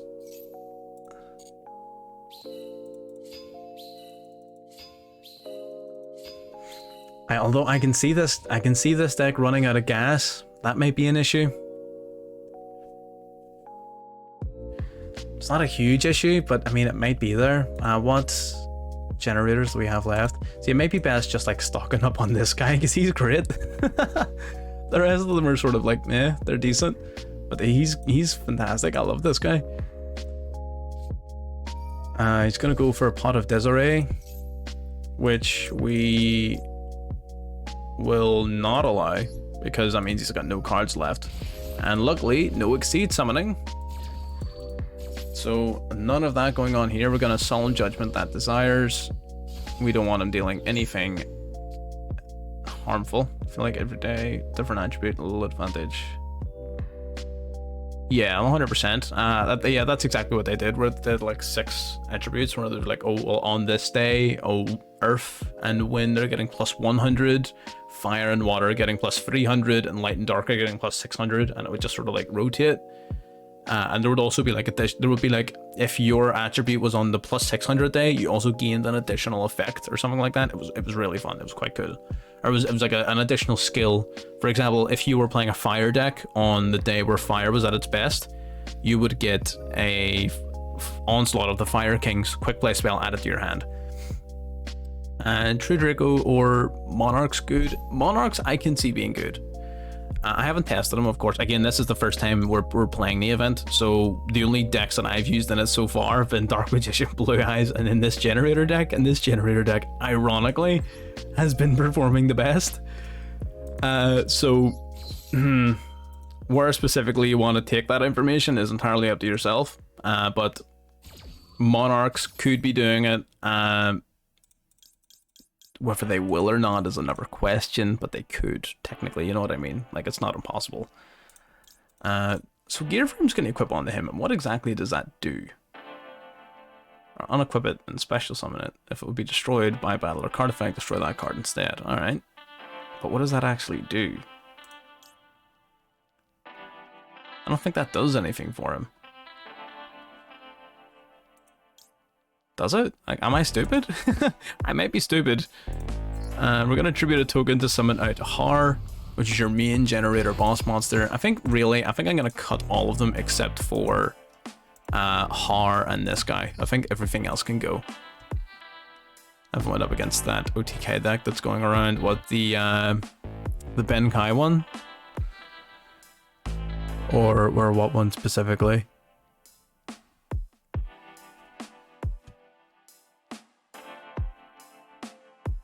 Or the Chaos Max Dragon, like creature swap deck? Is that one that's been going around?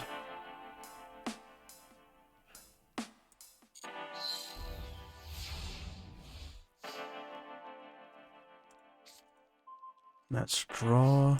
Got Crossout Designator, which is a good card. Good. Let's go battle. They got that UR in the pack. Ooh, magic keys? I can't remember.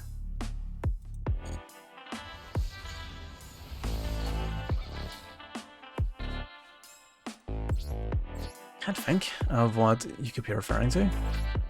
I'll be real. Floowandereeze, Evil Twins.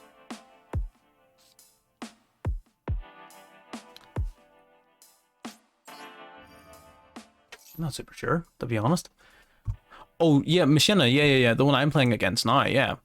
Machina. Yeah, 100%. The Machina Ruin Force was in the pack. Absolutely. 100%. We're going to go for this guy. We really are running out of room. Yeah, 100%. This deck can really run out of gas. I'll say that much. Yeah, our opponent skips it up. We've got too much gas for him. I've been facing it a few times here. Again, you've been here, so you've been watching the stream. I mean, it's come up a few times. At least if you do happen to go against it, you'll know how to beat it now. It's not that difficult. It doesn't seem to be like super duper strong, but you would need to have a couple of hand traps, basically. Which is what this deck seems to be great at, because it is like mainly hand traps. Let's have a wee look here. Edit the deck. Because I'm not using you at all, like ever. I'm not using her. And this one, I'm not even properly using that one either. So I think doing this is probably going to be the way to go. Give me a free pull. We'll maybe do that later.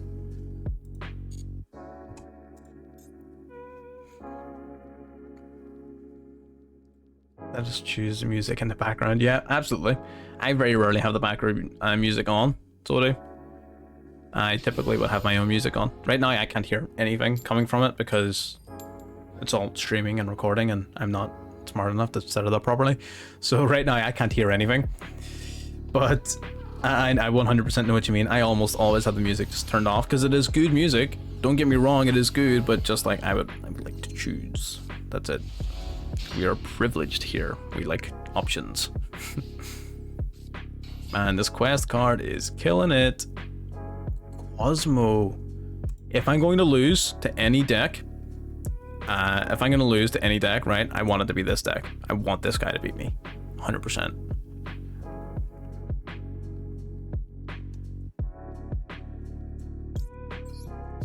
I 100% want this guy to beat me. If we have to lose our win streak to anyone, it's him.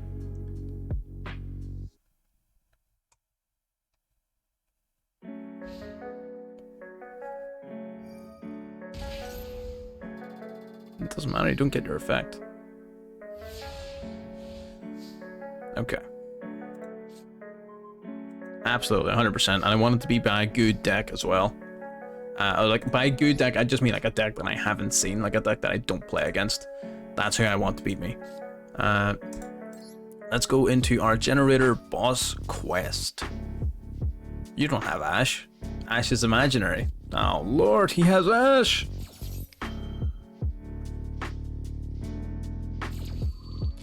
Alrighty then. Well, that's actually really bad, because we have half of our Generators in our hand. Hello, Metalhead. How you doing? You got us right as we were closing up there. I mean, we were supposed to stop 10 minutes ago. I think we'll stop at half 9. I think we'll call it a stream at 9:30. Call by the Groove, or you absolutely, or oh wait, hang on, do I even play Call by the Groove? Am I allowed to say that? I don't even know if I play Call by the Groove. I play Cross-Eyed Designator. You know? Where's Cross-Eyed? You know? Either or. Come on. Oh wait, it's my turn. I was waiting on my opponent making a move. Oh lordy lord. Right. Oh wait, hang on, is that the end phase? Oh, that's both end phases? Oh dear. Okay. Well, he's generating all kinds of advantage. You what, mate?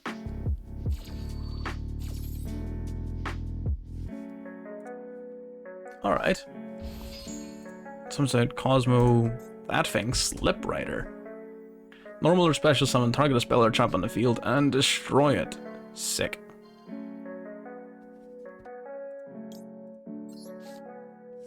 Absolutely. Huh. Really cool emotes.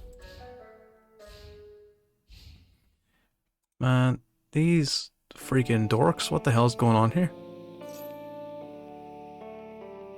Freaking dorks, what is this PG nonsense? What is going on here?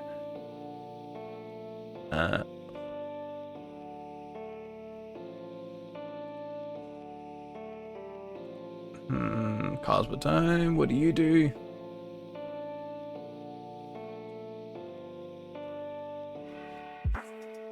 It's fine, we're gonna let that go.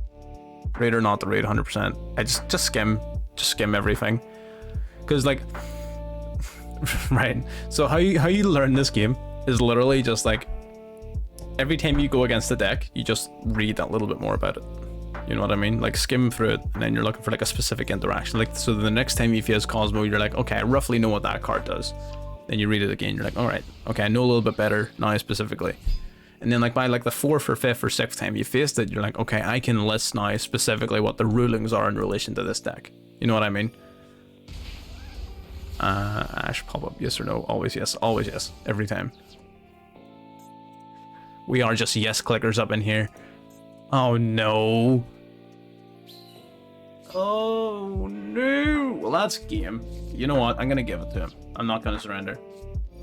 This man deserves it. Griffin Rider. Oh, I like his deck significantly less now that I know it has adventure in it.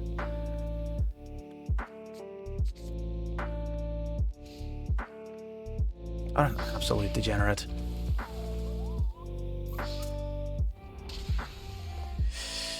You hate to see it. Man, this deck would probably be better if we put adventure into it as well, but we're not sellouts. We're not doing that.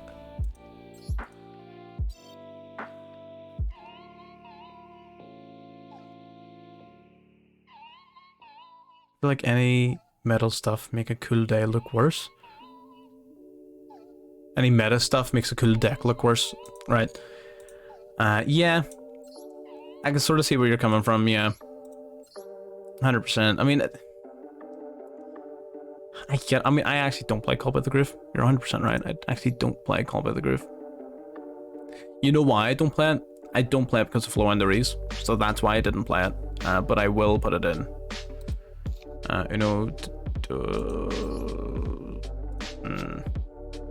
20 more wins, I complete the festival, 100%. So you're what? Most of the way there.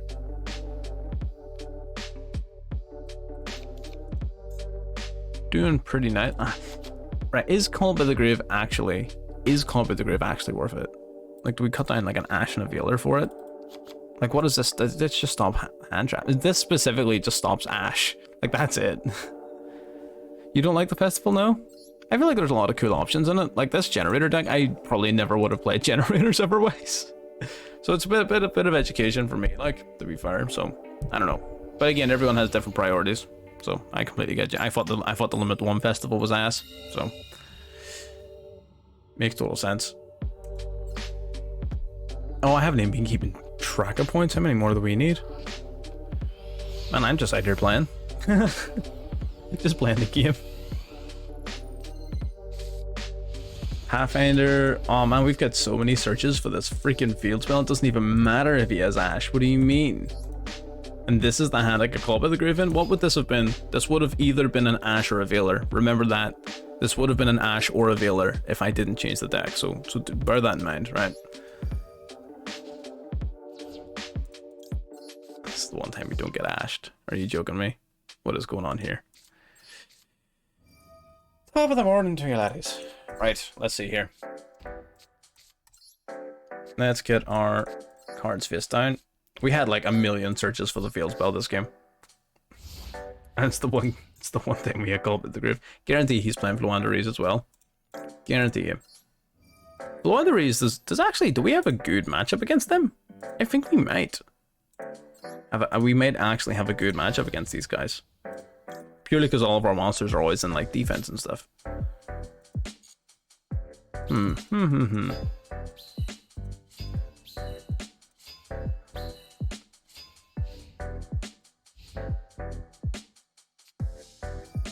Lightning Storm. All spells and traps. Yikes.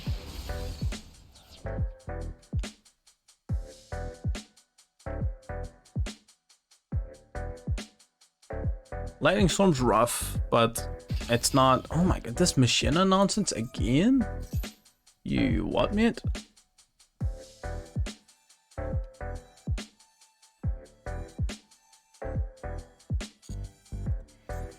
Machina Metal Cruncher.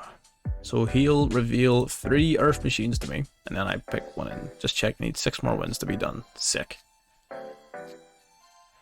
Nice, nice, nice. So he revealed 3 Fortress to me, did he?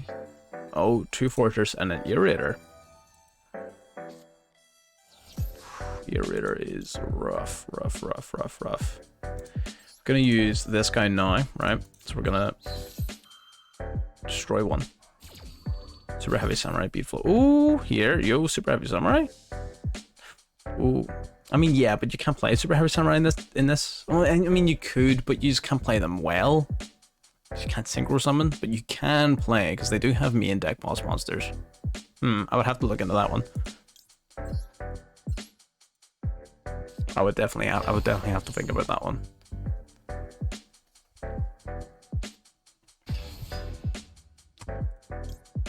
So now we're going to use this guy. So the reason we're doing this now, to banish this guy here, is he has the effect to destroy, obviously, to summon from the graveyard. Now, regardless of what you do, is not event, just in, yeah, 100%. In general, they might. That's why we did it early.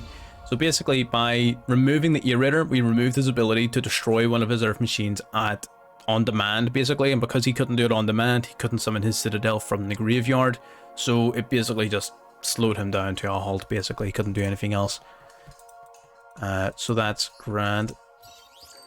Medals obtained 500. Where are we sitting on the medal count?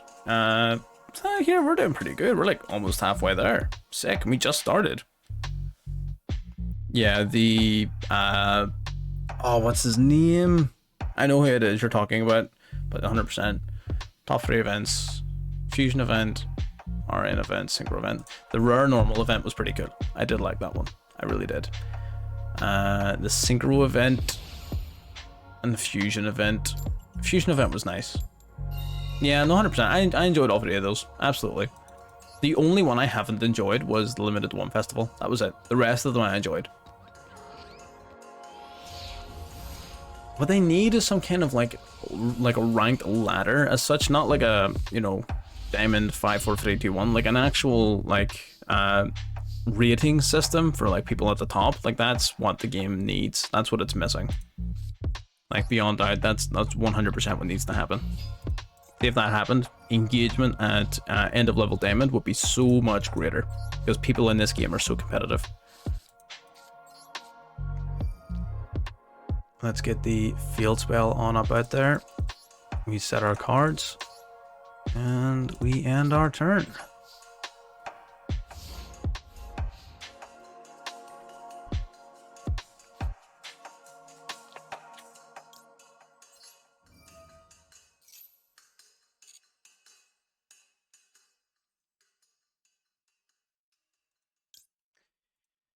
Yeah, okay. So we summon this guy as we normally do, then we grab our 4 tokens.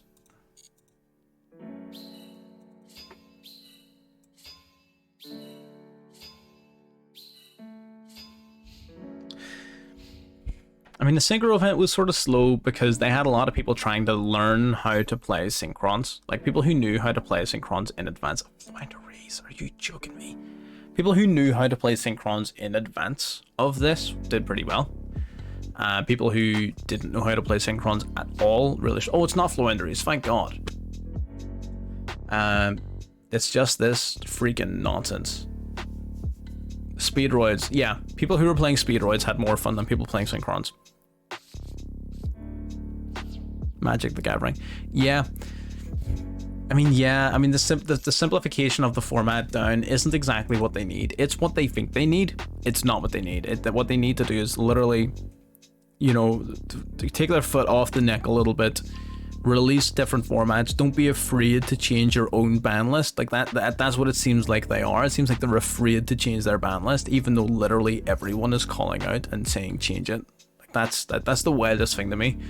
It seems almost like they're afraid of doing it or having different formats and stuff. Yeah, a casual mode is something I've been saying since day one. Like what is that about? Why is there no casual mode? Even Duel Links had a casual mode. It was never used, but it existed. Man, 100%, absolutely. Do we care about that right now? No, I don't think we do. So we're gonna wait until he. So he is gonna tribute that spell card to summon out his Dynamist. I believe he added Dynamist to his hand, didn't he?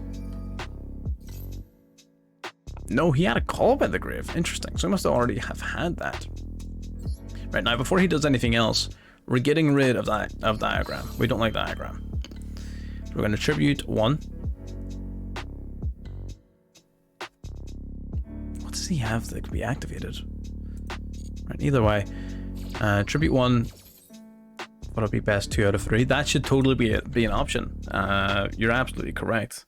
Like again, that's what I'm saying. Like post Diamond 1 at the very least should have like a ranked ladder, like a value ladder system that should run on match duels. Up until then, I get it. Like fine, your next point of contact or success is just the next rank up. But like once you hit Diamond 1, it should be like proper, true competitive formats. Or instead of having. Yeah, or even change rank mode just in general to match duels. Make it less duels needed to win in order to progress. And instead make it so that you had a casual mode then for single duels. That would just make more sense. Like there's an entire aspect of the game missing with side decks. Like I mean there's a whole section missing. Wait, Yu-Gi-Oh doesn't have best 2 out of 3.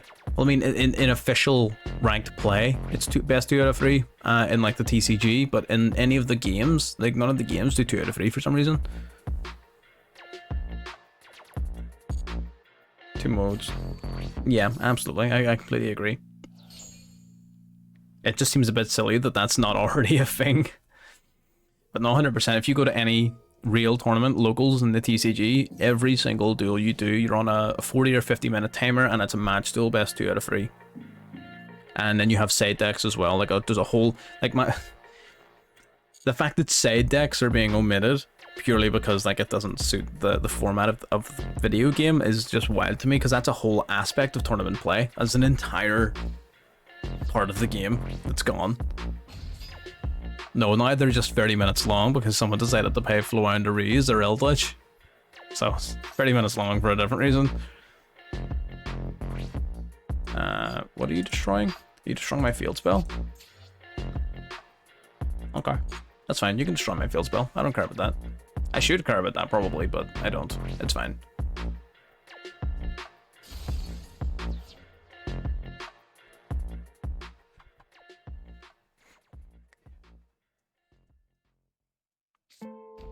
Set 1. What are you gonna do about it, Chief? You gonna crash? You're not gonna crash. Ooh. Don't like that. Oh dear. Kaiser Coliseum. Oh, that might be an event matched. Ooh, that could be good. Like just as an event, test the waters. That could be fun. I like that. Yeah, I could get behind that idea.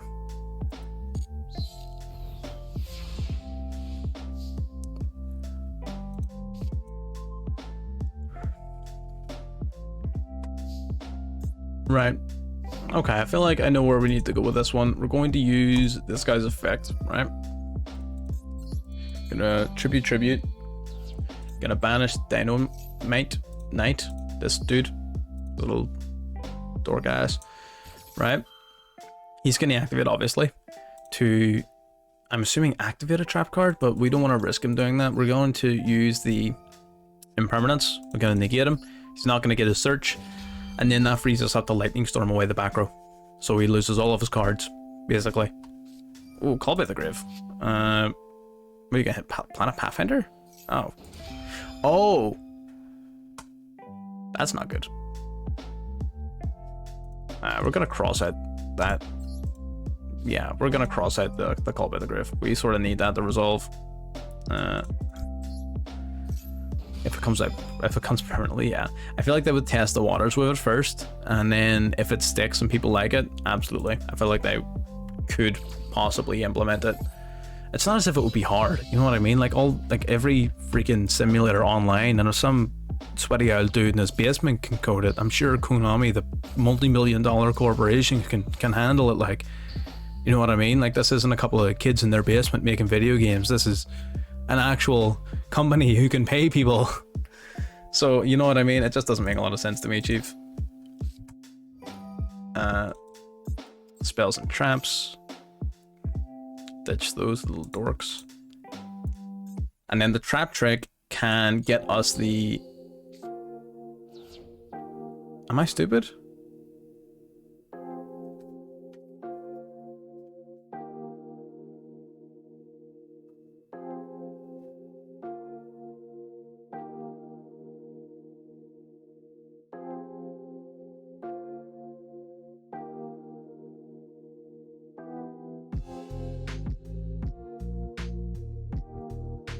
I don't know if anyone else was paying attention. That was our own imperm column that I just tried to play Lightning Storm into. And I am deeply saddened at this revelation. Twice in one stream.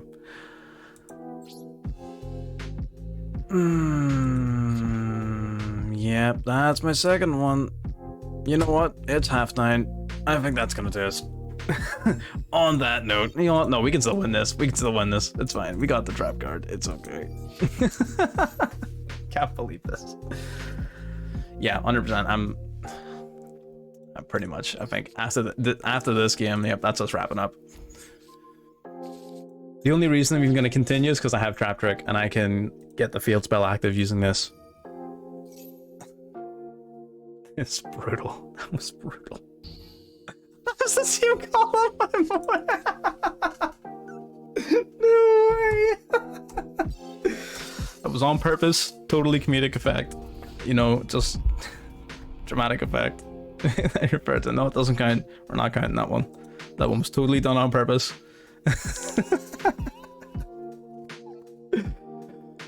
Oh Lord, you know what? Whatever. Well, listen here, that deck won. Like, I mean, look at that for a win lot. Look at that. 1, 2, 3, 4, 5, 6, 7 in a row. Generators are onto something. They are onto something. I'm gonna actually like work on that. That's gonna be really cool. There's yeah, you're 100% right. I mean, it was my imperm.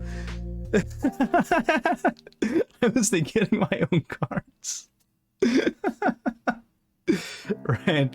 Well, getting back to topic at hand. Right. As I said, it's 9:30. That's gonna wrap us up here for this stream. We will be doing another stream on. Today is, what day is it today? Wednesday, so off tomorrow night. It'll be Monday at 6 p.m. right? So Monday 6 p.m. will be the next stream. We will be seeing, you know, a couple of decks, possibly some of the gameplay from this stream up on the YouTube. I tempted to just upload the whole VOD and then do whatever. But yeah, 100%. Yeah, the Generators were nuts. If you're gonna pick up a free deck, because like, look at this. Hang on, let me bring up the deck list. This deck is pretty like budget friendly. Like, this deck's really cool. Look at that, right? That's the deck list. Obviously, this isn't perfected. We put this together in the space of what? We put it together in 10 minutes. We've been testing it for about an hour and 20. And it performed like what? It won 10 out of like 12 games. That was insane, 100%. So absolutely, that's the deck list there. If anyone wants to copy it, screenshot it, or just watch it back through the VOD. That's going to wrap me up for the night then.